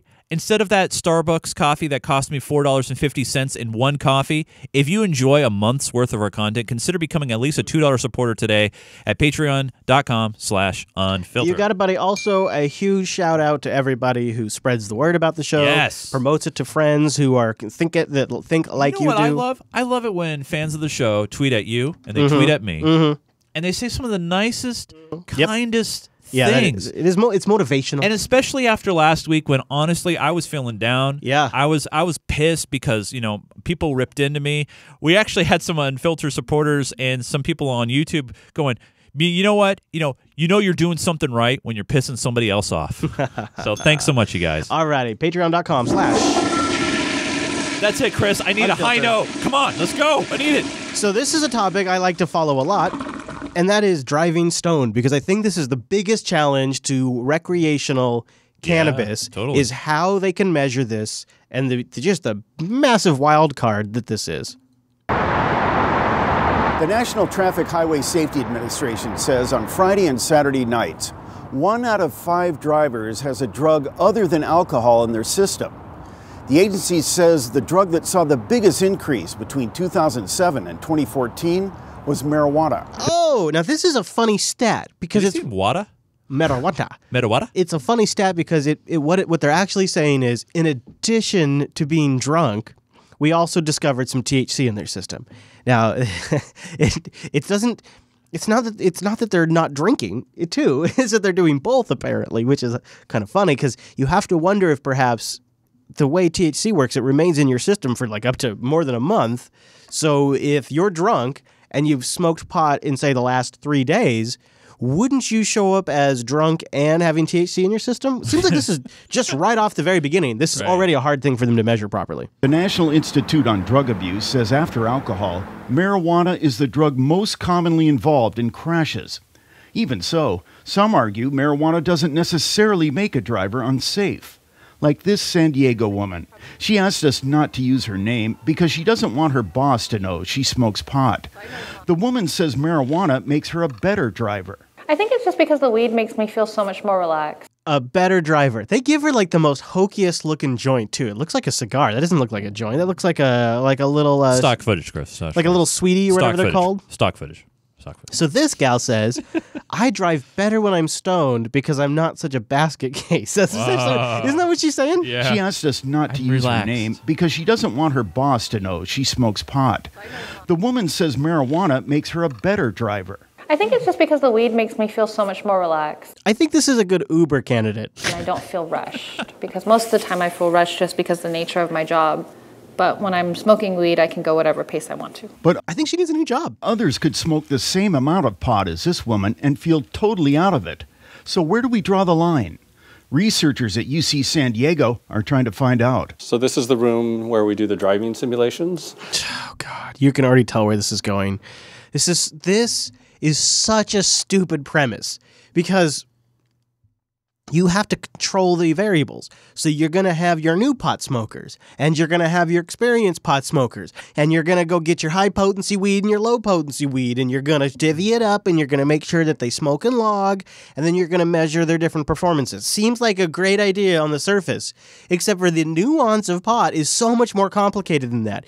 You can have something with an extremely high THC content or extremely high CBD content, or it can have a dramatically different effect just by being a different strain of pot, and the percentages can be completely different. Yeah. So you can't just scientifically say, well, this has a 25% THC ratio, so I'm going to use this, and this has a 10%, and we'll use this as our low end, and then we'll draw our conclusions. That's ridiculous. That is ridiculous. There's different strains of pot that have different amounts of THC that have totally different effects on the way the mind operates. So the test is already a little invalid, not to mention a simulator is nothing like the real world, so I also have issues with this. I don't like how any of this is going so far. We have our participants sit here in this seat and go through a fully interactive driving simulation. Tom Marcotte is the co-director of UCSD's Center for Cannabis Research. He's involved in a state-funded study that aims to establish when a person is too stoned to drive. People in the study are being given different amounts of pot of varying strengths and then asked to take a spin in the simulator. We have things where people need to make left-hand turns That's across. a simulator? Yeah. Dude, freaking Forza looks better than that. I know. It's like 90s graphics. Remember when I brought Forza over and it looked so much better? That looks terrible. Oh, no. Oncoming traffic, which requires judgment of time and distance and all of that. It also is a completely skewed perspective. The screens are not on the side of your head, so it's not like real driving at all. It's not. And if you go too fast, you'll squeal tires, and if you go too slow, you may be in an accident. Move to the far right lane and take the freeway exit. I don't know if you noticed the rendering there too, but the cars ahead of him just sort of pop on the screen. Oh, no, it is like... No, I know, but they still watch. They still kind of pop on there. Oh, Like yeah. it looks like it to me. Far right lane. Yeah, the draw distance. Yeah, the draw distance Oh, sucks. my God. And take the freeway exit. Researchers will be testing participants immediately after they smoke, and then hours later to see how impairment changes over time. Dr. Igor Grant is director of the Center for Cannabis Research. We're, monitoring blood levels, saliva levels, expired breath, all those kinds of things. And using, not only driving, but other kinds of cognitive tests to see how impaired a person really is. I think based on that... I feel like the only way this could be valid is if you monitored them for like a year. You had them smoke for like a year and monitored them. Yeah. Maybe we can develop a better indicator. They're really on the wrong track here. Better indicator. Of impairment. Yeah. The study is just getting underway, so it will be some time before any results are announced. Grant says previous research suggests in modest doses marijuana doesn't greatly increase the risk of accidents. But that's not to say he's encouraging people to drive stoned. My point is that we don't know the exact criteria to detect intoxication. How I agree with long that. Yes, after I a agree person too. has taken the marijuana, are they unsafe to drive? And these are the things we need to answer. But Scripps Mercy Hospital's Chief of Staff, Michael Seiss, believes any amount of marijuana makes someone unsafe to drive. In his decades of experience as a trauma surgeon, Dr. Seiss has seen too much carnage caused by drug-impaired drivers. Basically, buzzed driving is dangerous driving. Is he talking about pot or is he talking about alcohol? Well, he said drugs, so like what, coke? No, the meth? narrator said drugs. Right. He said buzzed. Which is alcohol. Yeah. I would say, drugs in general, though, would be bad, and alcohol being one of them. Doctor, what about prescription medication? How do you feel about that? Thank you. That's I include that in the category. So arguing over amounts right now is probably not the way to think about it. I think all of us should be responsible drivers. Bottom line is, if there you go, right there. That's the bottom line right there. Bottom line right there. Be responsible. Bottom line right there. If you want to be a part of the show in other ways, like our subreddit, head over to unfilter.reddit.com. There you can upvote, downvote, side vote, whatever you want to do. Comment away. Also, jupiterbroadcasting.com/contact to get a hold of us. And don't forget, in every single episode post over on our site, we have RSS feeds where you can subscribe in your podcast player of choice and get the show automatically. So if we move to a Thursday and you don't know where the show's at, just know that when there is a show, you're going to get it in that feed. That's you can right. find them over there on the website. Chase, where should people follow you throughout the week? Please give me a follow over there on the Twitter at Nunes, Nunes. You can also follow all my gaming escapades on Twitch and everything else. If you want to find out more, head over to ggtvlive.com. I'm also doing the Instagram thing. Chris does the vlog thing. Where can people find that? I would guess if you were to go to youtube.com/Chris Fischer, you will find it there. Also, check out Linux Action News, and Wes joins us from Linux Unplugged and TechSnap on a very special user air coming out soon. So check all of those shows out if you need more podcasts over at jupiterbroadcasting.com. Follow the network at Jupiter Signal. I'm at Chris LAS. Yes. On the Tweeters. Mr. Chase. Yes, Chris. Have yourself a responsible evening. Okay? I will try, and I want to remind everybody that we will be going back to our Wednesdays. normal Wednesday next week. Also, stay tuned. well. Really good overtime coming up. We played some. I know this, even though I'm saying it's coming up. It's actually already been recorded. Little bit of a disclosure there. Okay. I think I just pulled back the curtain a little too far. Yeah. And now we've seen too much. Just stick around. It's a good overtime. If you're leaving, thanks for joining us. Yes. We appreciate you being here. You're a good person, and we'll see you right back here next week.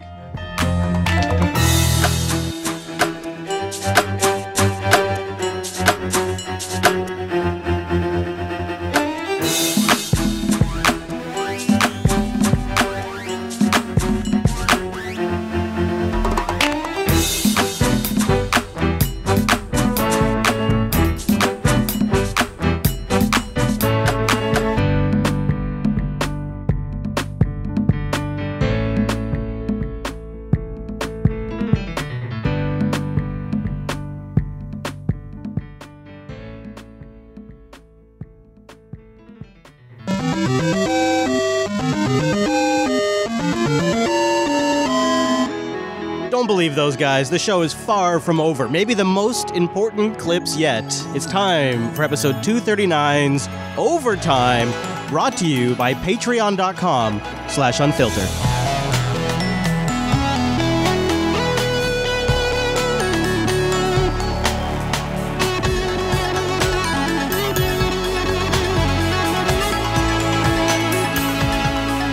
As you know, Unfilter is pushing towards a new goal. We're trying to get to twice a week. We're trying to get to $4,000 on our Patreon. I could have done a daily show this week, but twice a week would have at least helped us break some of this down. And I want to thank our new patrons at patreon.com/unfilter that are helping make that goal possible, to make more Unfilter possible. Thank you to Martin, Josh, Bruce, PC Mac, PCX Mac, James, Voidlink, Curtis, Line Noise, which is something I hate, but also a great username, Robert, Aneen, Jonas, and Leven H. Thank you for being our new patrons at patreon.com/unfilter. This overtime segment is dedicated to you and all of our supporters that are helping us reach our next goal of $4,000. This, I honestly think, is going to make it a much better show. Not only can we invest more in the production, but the amount of news and topics and the amount of analysis that is needed could easily sustain a twice-a-week show. Twice a week, depending on how the funding goes, could just be the starting spot. I might be getting ahead of myself. We'll save that for a future episode. Let's jump in to the overtime. Now let's start with my favorite segment, documenting the established Democrats, the ones with their corporate ties. Sounds like such a gimmick now. Sounds so stupid. Your Nancy Pelosi's out there. We love our own Nancy segment. And something about those in power like to stay in power. Insert your own euphemism there. Because Nancy just thinks it would be great, just great, if Hillary helped out the Democrats in 2018. Speaker, it's his appointment. Yes, ma'am. On another subject, Hillary Clinton said today that she thinks it's possible Democrats could retake the House in 2018 and said she was helping in that effort. Is she a good messenger for the Democratic Party in 2018? Well, you know what? There are going to be all kinds of messengers in this, and as with our great and diverse state, some people will be more helpful some places than others. But I didn't hear that. You're telling me now that she says she's going to be helpful, and that would be great. She is highly respected in our country, and it's going to take everything to defeat the Republicans because they will have... Let's stop right here. So it's interesting the way she said this, because she said there's going to be a lot of messengers and different messengers will do better in different places. So this is how I think they see the solution to their problem. It's not that Hillary and the established Democrats, the corporatist Democrats, are a problem. It's that they just don't play well in certain areas. It's a demo thing. It's a demo grid. If they get the demographics right, things are fine. That's what she says. Today that she thinks it's possible Democrats could retake the House in 2018 and said she was helping in that effort. Is she a good messenger for the Democratic Party in 2018? So is she a good messenger, i.e. is she a toxic brand? Well, you know what? There are going to be all kinds of messengers. All kinds of messengers. In this, and as with our great and diverse state, some people will be more helpful some places than others. But I didn't hear that. You're telling me now that she says she's going to be helpful, and that would be great. Just great. She is highly respected in our country, and it's going to take everything to defeat the Republicans because... Now, it's going to take everything except for cleaning out the leadership of the Democratic Party. Everything but that. It's going to take everything except for self-analysis. It's going to take everything but genuinely asking ourselves why we're getting our asses handed to us in the election. It's going to take everything but blaming the Russians. That we're going to do. They will have endless special interest, secret, dark money. Like George Soros. Flowing like black substance into the campaign, suffocating the airwaves with their misrepresentations. Whoa, that sounds like the Russians. So we'll take everything, but we're very proud of... we'll take everything. Our chairman, Ben Ray Lujan, and the job he's doing to mobilize at the grassroots level. We're desperate. We'll do anything. We're desperate. That's how I read that. And then when Nancy Pelosi makes the rounds, she tries to come across as one of you. She wants to be one of you. And the best way to do that, obviously, is to go to The View. What more do you need? Congresswoman, you yourself said that you thought that Comey's behavior was inappropriate, his actions were inappropriate. And I'm going to stop right here. So The View is, ratings are up. The ratings are up for The View since they switched to political commentary. So they're having more politicians come on. So they bring Nancy Pelosi on and they say, Nancy, look, you wanted to fire Comey. And now you're complaining that he's fired? It's essentially what the question is. That he should be fired. So no, I never said he should be fired. Oh. No. Oh, she says. Oh. Actions were inappropriate and that he should be fired. So no, I never said he should be fired. Oh. No. What I said was when what he did as far as Hillary Clinton was concerned was what, Nancy? It was what, Nancy? What? He couldn't take the heat for it. Okay.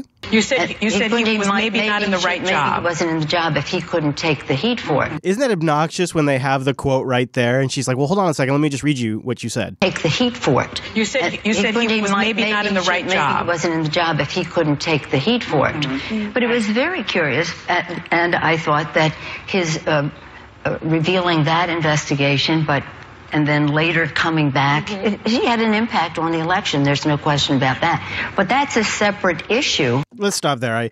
They continue to question her, but there was another line of questioning that surprised me. Joy's all in. She's all in. It wasn't good just enough. a war zone. So let's talk about this Thursday, because former FBI Director Comey is about to testify publicly to the Senate Investigation Committee, and he's expected to say that basically Trump pressured him to end his investigation into Russia. which sounds like obstruction of justice. Is this a serious bombshell, and is it grounds for impeachment? Oh, Nancy Pelosi hates it when that word comes up. She's trying to walk everybody back from the impeachment because she knows it makes the Democrats sound crazy. You knew she'd get to that word, right? Here's the other problem is if impeachment doesn't happen, then so much of I wouldn't say so much, but a fair amount of their constituents are going to be pissed. They're going to be pissed. So I think Nancy's trying to set certain expectations here, and Joy's not having it.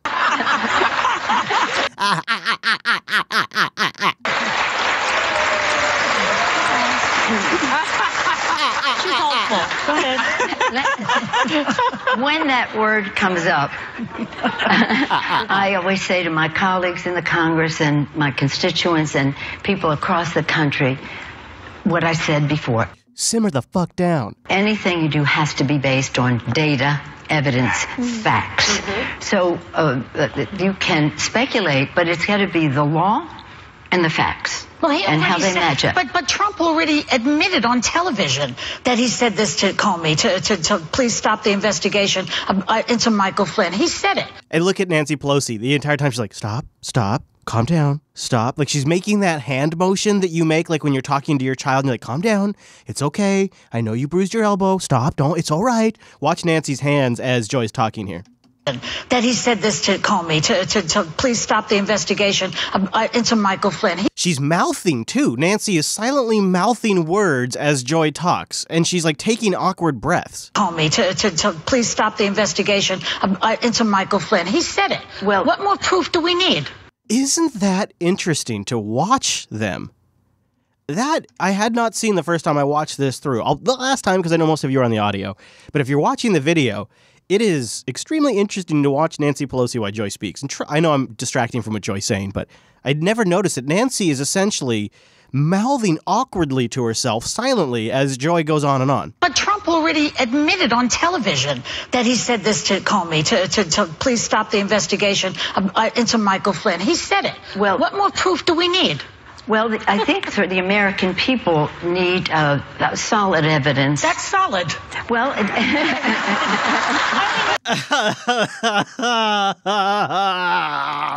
that laugh, it makes me want to I want to develop a laugh like that. Listen to that. Listen to Nancy's laugh. Well, I can't do it.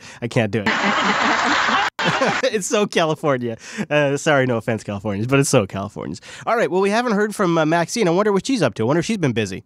We're not going to tolerate what he has been involved in. Can you imagine?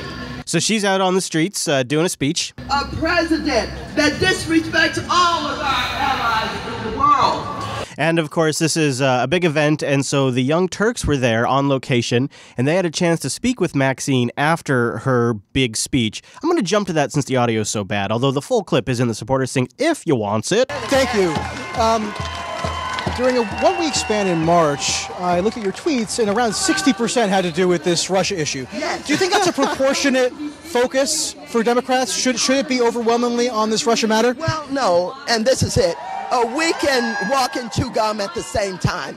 And for people who say, don't do this, you just should do that. Let me just say that I consider that protection of our democracy and understanding that Russia is not our friend and that they are undermining. Okay, let's back this up because this is important here. Ending. No, a little bit further. That I consider I consider the understanding that Russia is a threat. These are the words that this woman, this representative for California of the 43rd District of California, this woman right here is saying that she understands. I consider. Oh, I'm sorry. I consider that I understand the threat. She considers that she understands. That protection of our democracy and understanding that Russia is not our friend and that they are undermining our democracy by hacking into our elections and trying to determine, as they have done, who should be president of the United States. As they have done. The Russians have determined, not the people, the Russians. And that's very important. At the same time, we fight very hard for health care. We're trying to preserve. Oh, MPV, where did you go? We were in the middle of listening to Maxine talk about healthcare fight, and it's just about to get good. I bet you I can bring us right back pretty quick. It's hard for healthcare. Boom. We're trying to preserve the ACA while they're trying to undo it with Trump care that's going to throw 34 million people out of healthcare. And so we know how to do both. 34 million now. It's going to, quote, throw 34 million people out of healthcare. Now, the last time I heard that number, it was 22 million, and then it was 24 million, and now, I'm sorry, it's how many? People out of... Wait. And at the same time, we fight very hard for health care. We're trying to preserve the ACA while they're trying to undo it with Trump care that's going to throw 34 million people out of health care. Well, you know what? I'm one of those. I tell you what. Lordy. I tell you what. Shoot. If they took away the mandatory mandate, hold on, let's see if I can. Hooey. If they took away that healthcare mandate, I absolutely would drop out. I'm poor.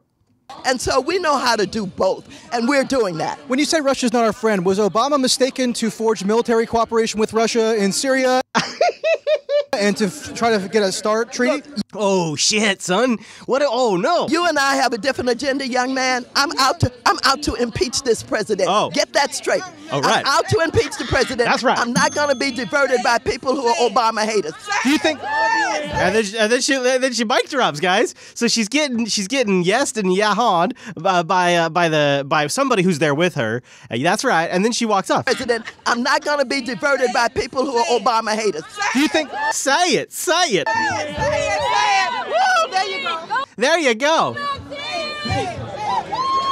Okay, there you go. Maxine Waters, she's saying it. She's there to impeach that president. She's saying it. Pelosi's also saying it. She's talking about something else. She's saying that withdrawing from the Paris Agreement dishonors God. That we had a moral responsibility to be good stewards of God's creation, and in doing so, we must pay special attention to the needs of the poor. Now, here's why this deeply offends me. It is a strategic calculation by Nancy Pelosi's office to make the Democrats more religious because they believe they didn't play well to that demo. The customer sat of the religious demo was low, and they voted for Trump.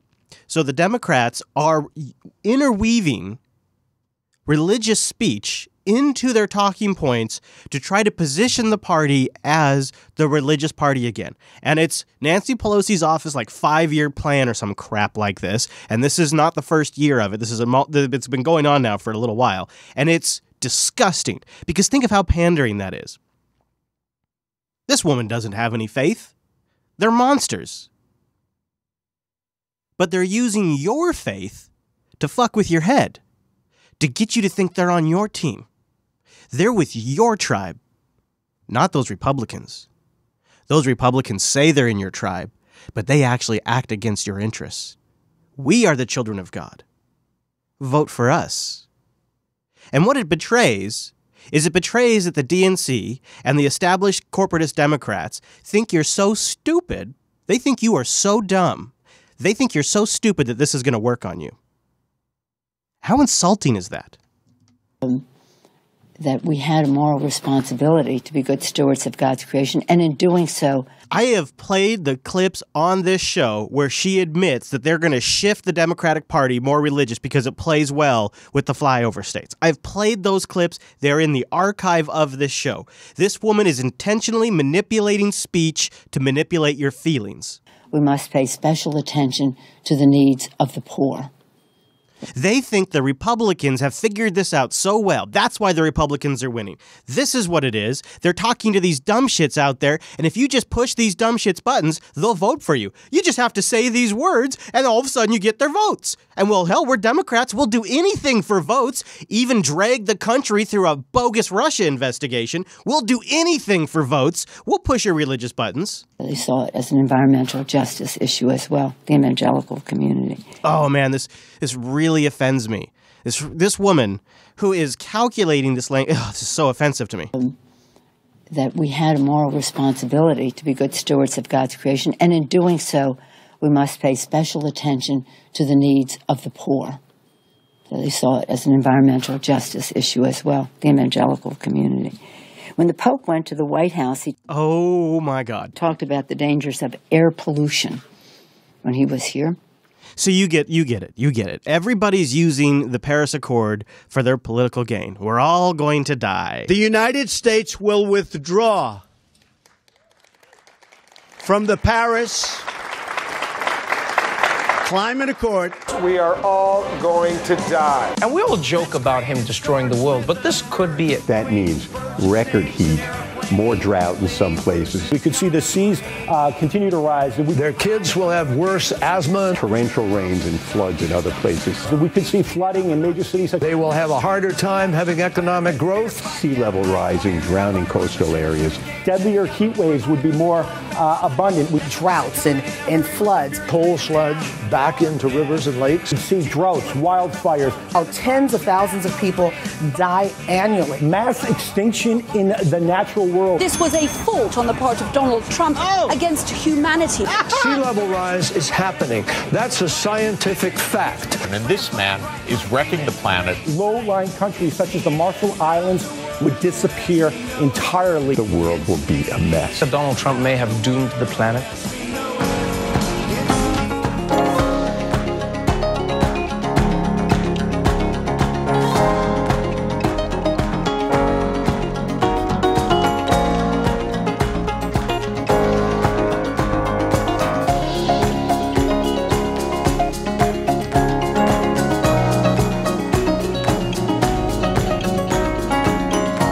We're talking about overreactions. Want to talk about Kathy Griffin real quick?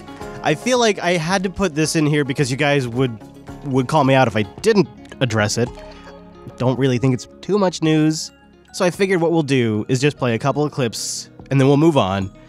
If you need a refresher, well, I envy you.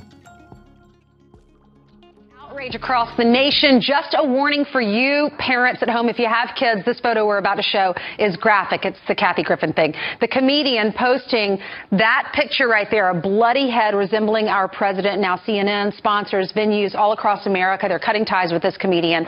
Kathy Griffin has since apologized, but was it sincere? You be the judge. Take a look. I sincerely apologize. I am just now seeing the reaction of these images. I'm a comic. I crossed the line. I moved the line. Then I crossed it. I went way too far. The image is too disturbing. I understand how it offends people. It wasn't funny. I get it. I'm going to ask the photographer to take down the image, and I beg for your forgiveness. I went too far. I made a mistake, and I was wrong. What do you think? Did she go too far? And what should happen to her? Here to debate this is Republican strategist and Fox News contributor Lisa Booth and radio talk show host and comedian Ben Kissel. Thank you both for being here with us. Hi. Sorry. My brain tried to escape from my head there for a second. Can't do the panel. There was one moment in this whole controversy that I thought was very precious. The moment when Kathy Griffin became the victim. I don't know. I thought that's better. That's all.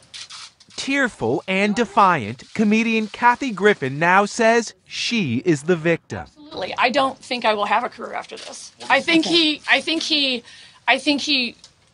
going to be honest, he broke me. Oh. He broke me. Yeah. The 56-year-old speaking about the president. This is fake blood, just so you know. Just days after apologizing for this photo shoot, in which she held a bloody likeness of President Donald Trump's head. The images went viral. Griffin apologized. I went too far. I made a mistake, and I was wrong. But faced a wave of criticism. Her contract with CNN terminated, 5 shows canceled. And now she says a barrage of threats. This is America, and you shouldn't have to die for it. Okay. The death threats that I'm getting are constant, and they are detailed, and they are serious, and they are specific. It was really stupid.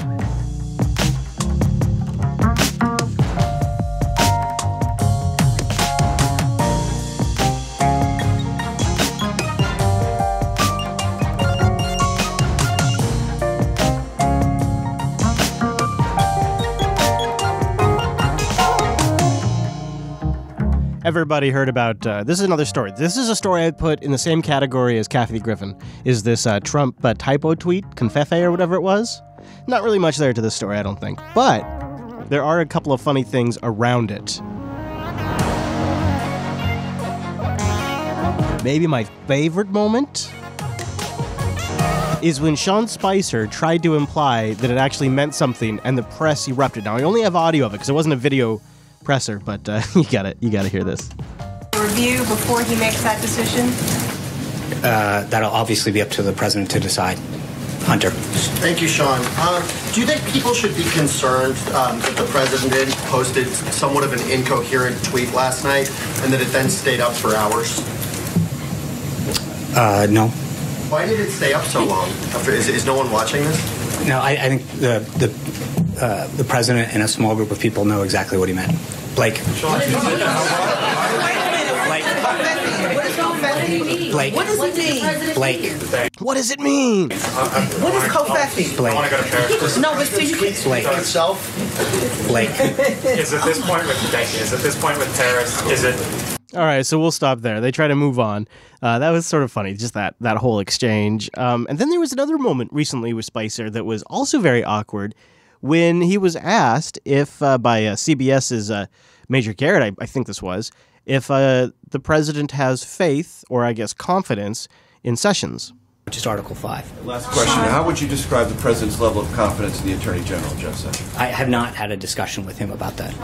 Now, if he asked that same question about somebody else on Trump's, on somebody else's Trump, like I was trying to think maybe like a Bannon or Kushner, like I was trying to think, like, I bet you he would just say yes, wouldn't he? Wouldn't he just say, yes, he has confidence? It seems like that would be the default answer when talking about one of the president's guys. Which is Article 5. Last question. How would you describe the president's level of confidence in the Attorney General, Jeff Sessions? I have not had a discussion with him about that. Okay, last time you said that, there was a development. Last time you said that there was a development. They're digging for drama, but the reason he's asking, the context of this question, is that there was a report that they had a shouting match and that Trump's pissed at Sessions. That Sessions even offered his resignation. Trump refused it, but they're fighting.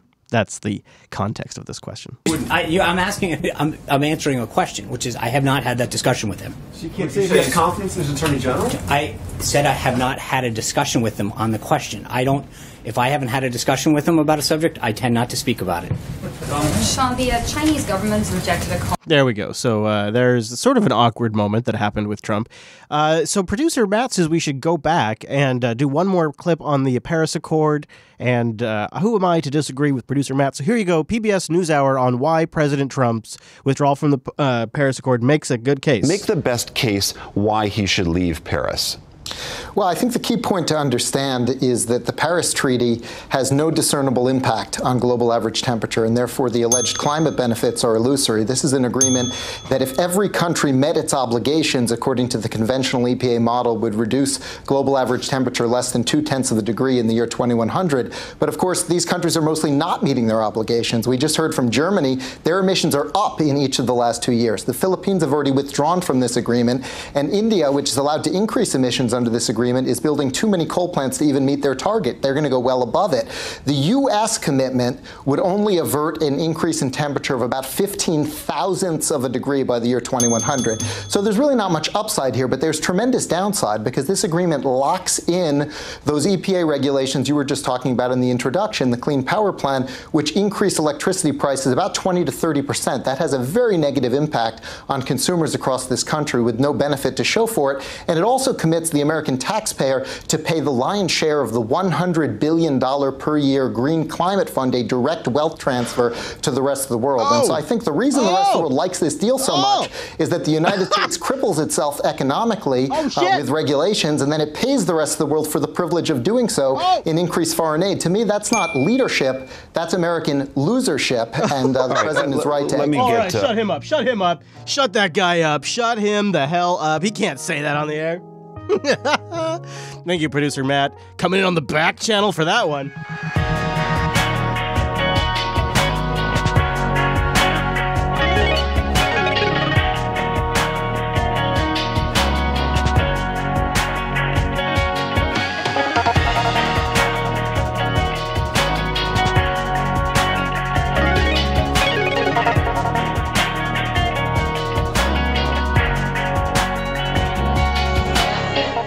more kind of serious... Actually, let's do two more kind of serious things here.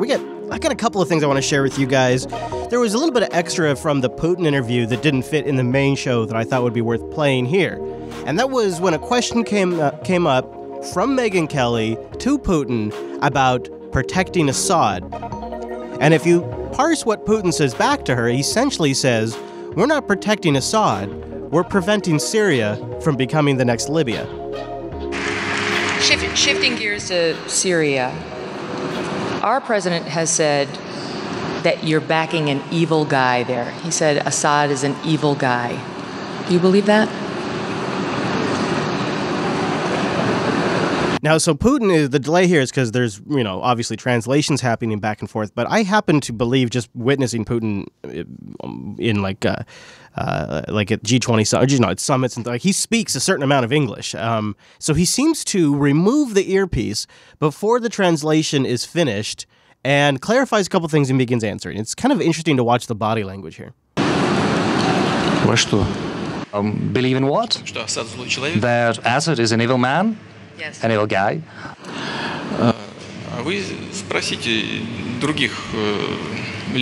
You've got to ask the other leaders who have communicated with Assad. He was more often in Europe after being elected than in Russia. That is an interesting statement. Assad was more often in Europe than he was in Syria after his election. He speaks English very well. I mean, if you look at the interviews, he seems like a westernized person. It is not President Assad whom we are protecting there. We are protecting the Syrian statehood. We don't want there in Syria to be a situation similar to that in Libya or in Somalia or in Afghanistan. In Afghanistan, NATO has been present for many years, but the situation is not changing for the better. We want to preserve the Syrian statehood. And I imagine that's part of it. They also are longtime allies. That's probably part of it, too.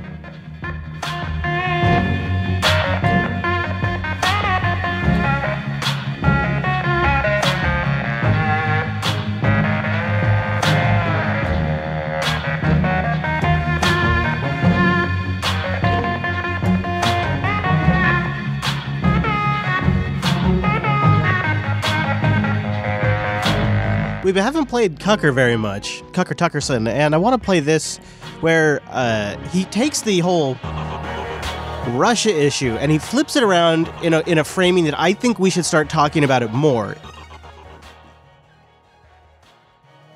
We need to start parsing the difference between the investigation into Michael Flynn and him working with RT and how he disclosed that, and collusion with Trump himself or the Trump campaign. These are separate things. And then, so I see those as two issues.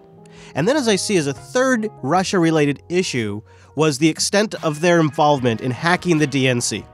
And then I see a fourth Russia issue with the extent of their involvement in screwing around with state voting systems like in Florida and going after the electronic voting organization. Those are separate, I think, and distinct issues and investigations. The one regarding the DNC and the Russians phishing John Podesta, weaponizing his emails and coordinating with WikiLeaks and some sort of data intelligence to how to target and when to release those emails, that to me is a conspiracy theory. It is an unproven, made up, concocted conspiracy theory started by the losing presidential campaign. And I think we should all be framing it as a conspiracy theory. It is literally the theory goes that there was conspiring amongst the Trump campaign to target data, Russians, and WikiLeaks. It is literally the definition of a conspiracy. It is a conspiracy theory, and we should be talking about it as such. Fashion statement by adopting the left's trendiest new accessory, a tinfoil hat. While taking questions at a tech conference in California today, Clinton dismissed the scandal over her private email server as a non-issue of zero importance. My email account was turned into, the biggest scandal since Lord knows when. This was the biggest nothing burger ever. It was a mistake. I've said it was a mistake. And obviously, if I got to turn the clock back, I wouldn't have done it in the first place. But the way that it was used was very damaging. It meant nothing. It was totally irrelevant, which does raise the question, if it didn't mean anything, why did it hurt her campaign so much? She had an explanation for that, too. She said because the right-wingers in the media, the Washington Post, the New York Times, wouldn't let it go. Yeah, that's what it was. I know you had Dean Baquet here from the New York Times yesterday, and they covered it like it was Pearl Harbor. And then in their endorsement of me, they said, this email thing, it's like a help desk issue. So it was always a hard issue to put to bed, but we put it to bed in. The emails showed collaboration between your campaign and CNN to give you a heads up of the questions coming during town hall.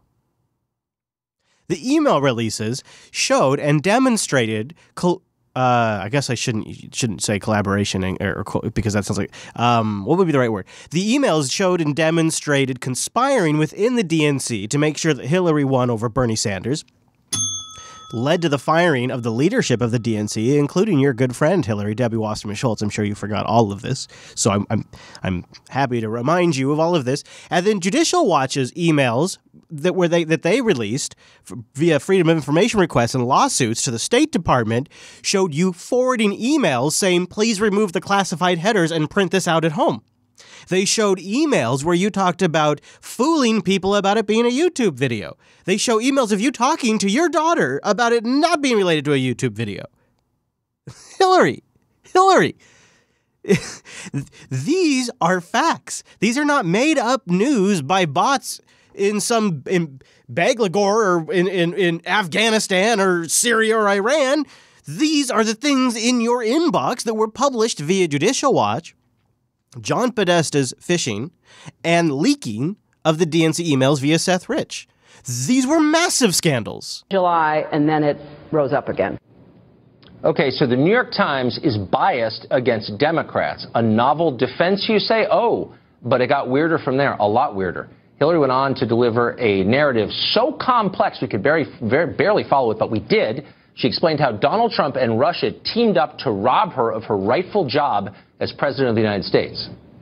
How did they know what messages to deliver? Who told them? Yeah. Now, this point, the reason I played this last week, and I'm playing it right now for a very important reason. I have seen a doubling down on that messaging by the media themselves, commentators, pundits, whatever they're called, panelists, it depends on the network. They're asking these questions. How did WikiLeaks, how did they know what emails to release? How did the Russians, because the Russians don't understand us in the West, how could they possibly have known which emails and where to release them for the maximum impact? You can't do that. You can't just understand the people like that. Trust me, I'm Hillary Clinton. I've been running campaigns for years. You need surveys. You need campaign staff. You need data. You need trend analysis. You need demographics. You need help from Google. You can't just intuit your way through something like this. Where does the data come from? Because I'm Hillary Clinton, and I don't understand the people. I need the data in order to make decisions. You can't just make decisions without the data. How did they know what messages to deliver?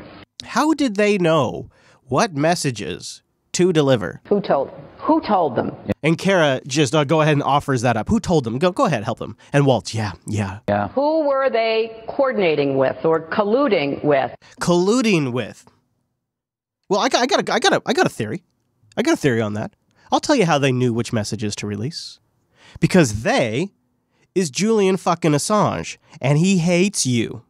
He hates you, and he's followed the news, and he's followed you and your horrible career, your lackluster career. He hates you, and he didn't want you to win the election. So he knew exactly what emails to release to screw you the hardest. And he scheduled them to be released in batches over a period of like 90 days. In fact, I groused about it on air that Julian Assange was being a showboat. Instead of just dumping everything, he was carefully and very timed releasing them in batches because he hates you. Because you're a horrible person and he hates you. And that's why he did it. it. It wasn't because the Russians were coordinating with the Trump campaign and using their massive Republican database that Mitt Romney set up using Orca. It's so convoluted, it's stupid. It's so convoluted, it is ridiculous. It's simply Julian Assange runs WikiLeaks and he hates you. It's that easy. And he knew which emails to release because it's obvious which ones are damaging. It's obvious. The emails speak for themselves. You read the emails and it's obvious which ones to release. It doesn't require a massive data network. It doesn't require collusion with the Trump campaign. It doesn't require hacking John Podesta and coordinating that to play 4D chess to know when Donald Trump gets the final general election. They can then timely release this via their WikiLeaks. That's ridiculous. Podesta was hacked before Trump won the general election. Full stop. I want to say it again. John Podesta was phished before Donald Trump won the general election. What does that tell you? There was no motive to give Trump an advantage so that way the Kremlin candidate could make it in because he wasn't the candidate yet. He wasn't the candidate yet when this went down. Your corruption is what led to this. People within your own organizations discovered your corruption, and it led to this. People were so disturbed by what they saw, it led to this. One of those people was Seth Rich, which caused quite a stir when we talked about him last week. And I don't really have any updates. All conversation and discussion has been completely shut down, and there's so much going on, such a circus these days in the news that nobody's really looking for things to talk about. But I found a clip from a while ago, and I want to play it in this show because I have a sense it's going to be taken down soon. There are several theories as to what happened to Seth Rich, and I'm not going to sit here and tell you what happened. It may have been a robbery. I doubt it. It seems very unlikely. But Seth Rich was involved with election data, working for the DNC. He was a big Bernie supporter, also loved pandas. And I found a clip that I think shows you where Seth's mind was at. And I don't have the date. I would love it if anybody could help me find the date on this. I just found it right before the show started. And it's spooky, because we're about to hear from a man who is soon to be murdered, and he may have been on the very trail that led to his death.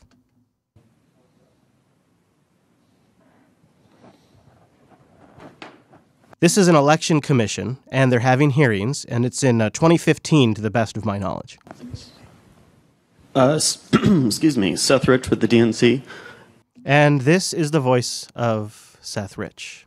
I think several of you have spoken about provisional ballots and rejected ballots. You can tell he's nervous, he's passionate, and he's worried about something. He's got like a lump in his throat, he's got a shake in his voice, but he has something on his mind. I think several of you have spoken about provisional ballots and rejected ballots.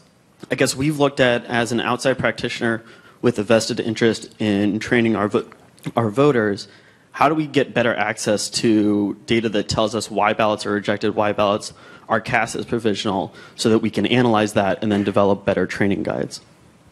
Can one of the election officials speak to any work you've done with either the parties or other groups on that type of information? And they really don't have anything particularly interesting to add to this. But I'll leave the entire clip in the supporters think if you want. They just kind of go on and on. I just thought it was interesting to hear from Seth, hear his voice, and seeing that in 2015, this is something he was passionate about.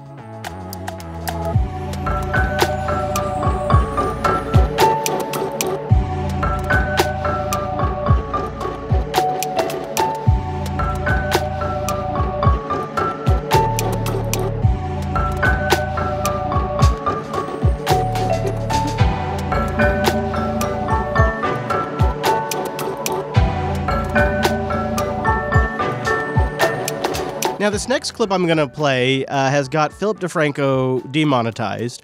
It's been pulled down several times on YouTube. It was trending for a short period before it was pulled off of the trending page. I don't find it to be that shocking of a clip, but there is some attempt to shut it up at least. And you've probably seen it because it did make the rounds. I've corrected the angle on this clip, so it's not vertically screwed like it has been in probably the version you've seen. This is CNN staging a scene before they go on the air to talk about protests. Now, I want to give you the context of this clip before I play it for you. And I do apologize, audio folks. It is inherently visual. I'll try to walk you through it, though. So this is in London where the protesters are not allowed to go, but the visuals, the optics of this particular spot are great. So CNN stages it to make it look like a lot of protesters are here when they've hand-selected the protesters and arranged them carefully. So what we have here is 2 officers have just walked off set, and 2 almost stunt-like officers have walked onto the set.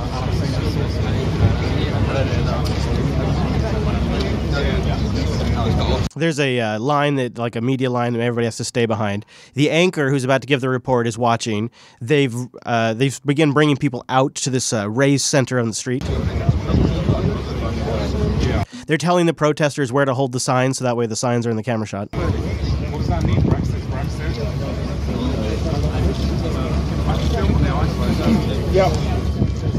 Now, as the clip goes on, they begin to position more and more protesters out there in just the right spot. The anchor even has the protesters move in, so that way everybody can fit in the frame. She instructs them, move in a little bit for me. Could you just move in a bit for me so that way everybody's in the frame? And they bring in a few more protesters. They set up the lights. They get everything staged. And then here they have everybody get a little tighter to make it look more like a crowded group. Simon Mosick, recording. I want to show you now, viewers. And now she begins the live report, saying she's reporting live here, reading the protest signs. People are laughing because it's obviously staged. To the heroes of London, there are flowers on the street here. Now, this has been getting a lot of traction because when the BBC reported in the same spot, they just set up and did the report. They didn't do all of the staging, but CNN wanted a scene. They wanted something really powerful. And then when the reporting's done, everybody just kind of breaks down, and all the protesters go back away, and it all just disappears. Like it never existed. What do you make of that? Is that, I ask you, let me know in the comments if you watched this far. Is that just the news trying to give the viewer the best impression of the situation? Or is it staging the situation to look more intense than it naturally is? Here's my take on it. The moment the news gets involved, they've tainted the evidence. They've tainted the scene. They're not reporting. They're not objectively viewing the moment. They're crafting a narrative. They're constructing the moment, not reporting on the moment. So in my take, while I don't necessarily attribute malice to the move, I still disagree with it being done. That's how I see it. All right, one last clip to go out on. But guys, there's a lot more in the supporter sync. A lot more. But this is great. This is footage of Senator Ted Cruz being forced off stage at the Faith and Freedom Conference, and it's so awkwardly delicious. So what I want to say to the men and women here is 2 things. Number 1, thank you, thank you, thank you. Thank you for your prayers. Thank you for your passion. Thank you for your time. Thank you for your energy. Thank you for speaking out and working to retake our nation. So I don't know if he's out there killing time or if he ran over, but the next thing that happens is it's so great because they start playing up music, they introduce the next person, and they cut Ted's mic. In fact, Ted tries to say goodbye to the crowd, but they ain't having it. Ladies and gentlemen, please welcome to the stage the... And Ted's like, what? And his mic at this point is off. Southern Regional Director of Faith and Freedom Coalition, Virginia Galloway. He just kind of puts his arms out like, well, I guess that's it for me, everybody. And she just kind of looks back and laughs and even kind of points at him.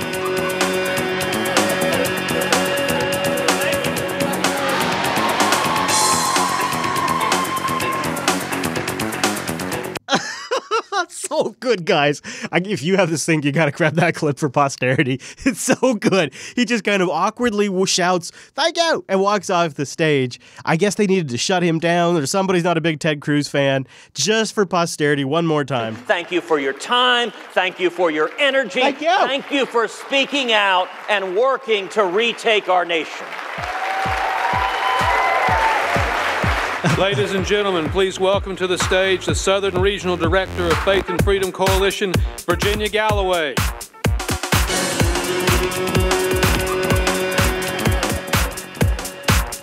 There you go. That's awkward as hell. It's so good. It's so good. What you been up to, Ted? How's it going, Ted? Have a good one, Ted. Thanks for coming. It's been a rough year for you, buddy. Oh, God, it's been a rough year for Ted. I think he's going to kill himself. It's rough, man. All right, thank you for being here. Thank you for supporting us at patreon.com/Unfilter. Unfilter. It runs on you. I'm sorry, what? What? Don't say that? Oh, okay. Okay. Unfilter. It's powered by you. What? Somebody else has trademarked that? Okay. Unfilter. It's made of people. What? Can't use... Damn it, dude. All right, well, just go to patreon.com/Unfilter. Thanks for being here. I think we're going to be back at our regular Wednesday time slot next week. Peace and long life, and live long and prosper.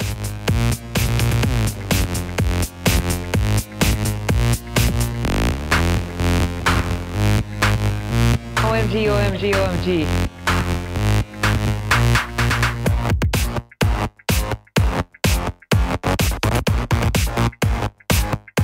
I'm not going to dignify that with an answer.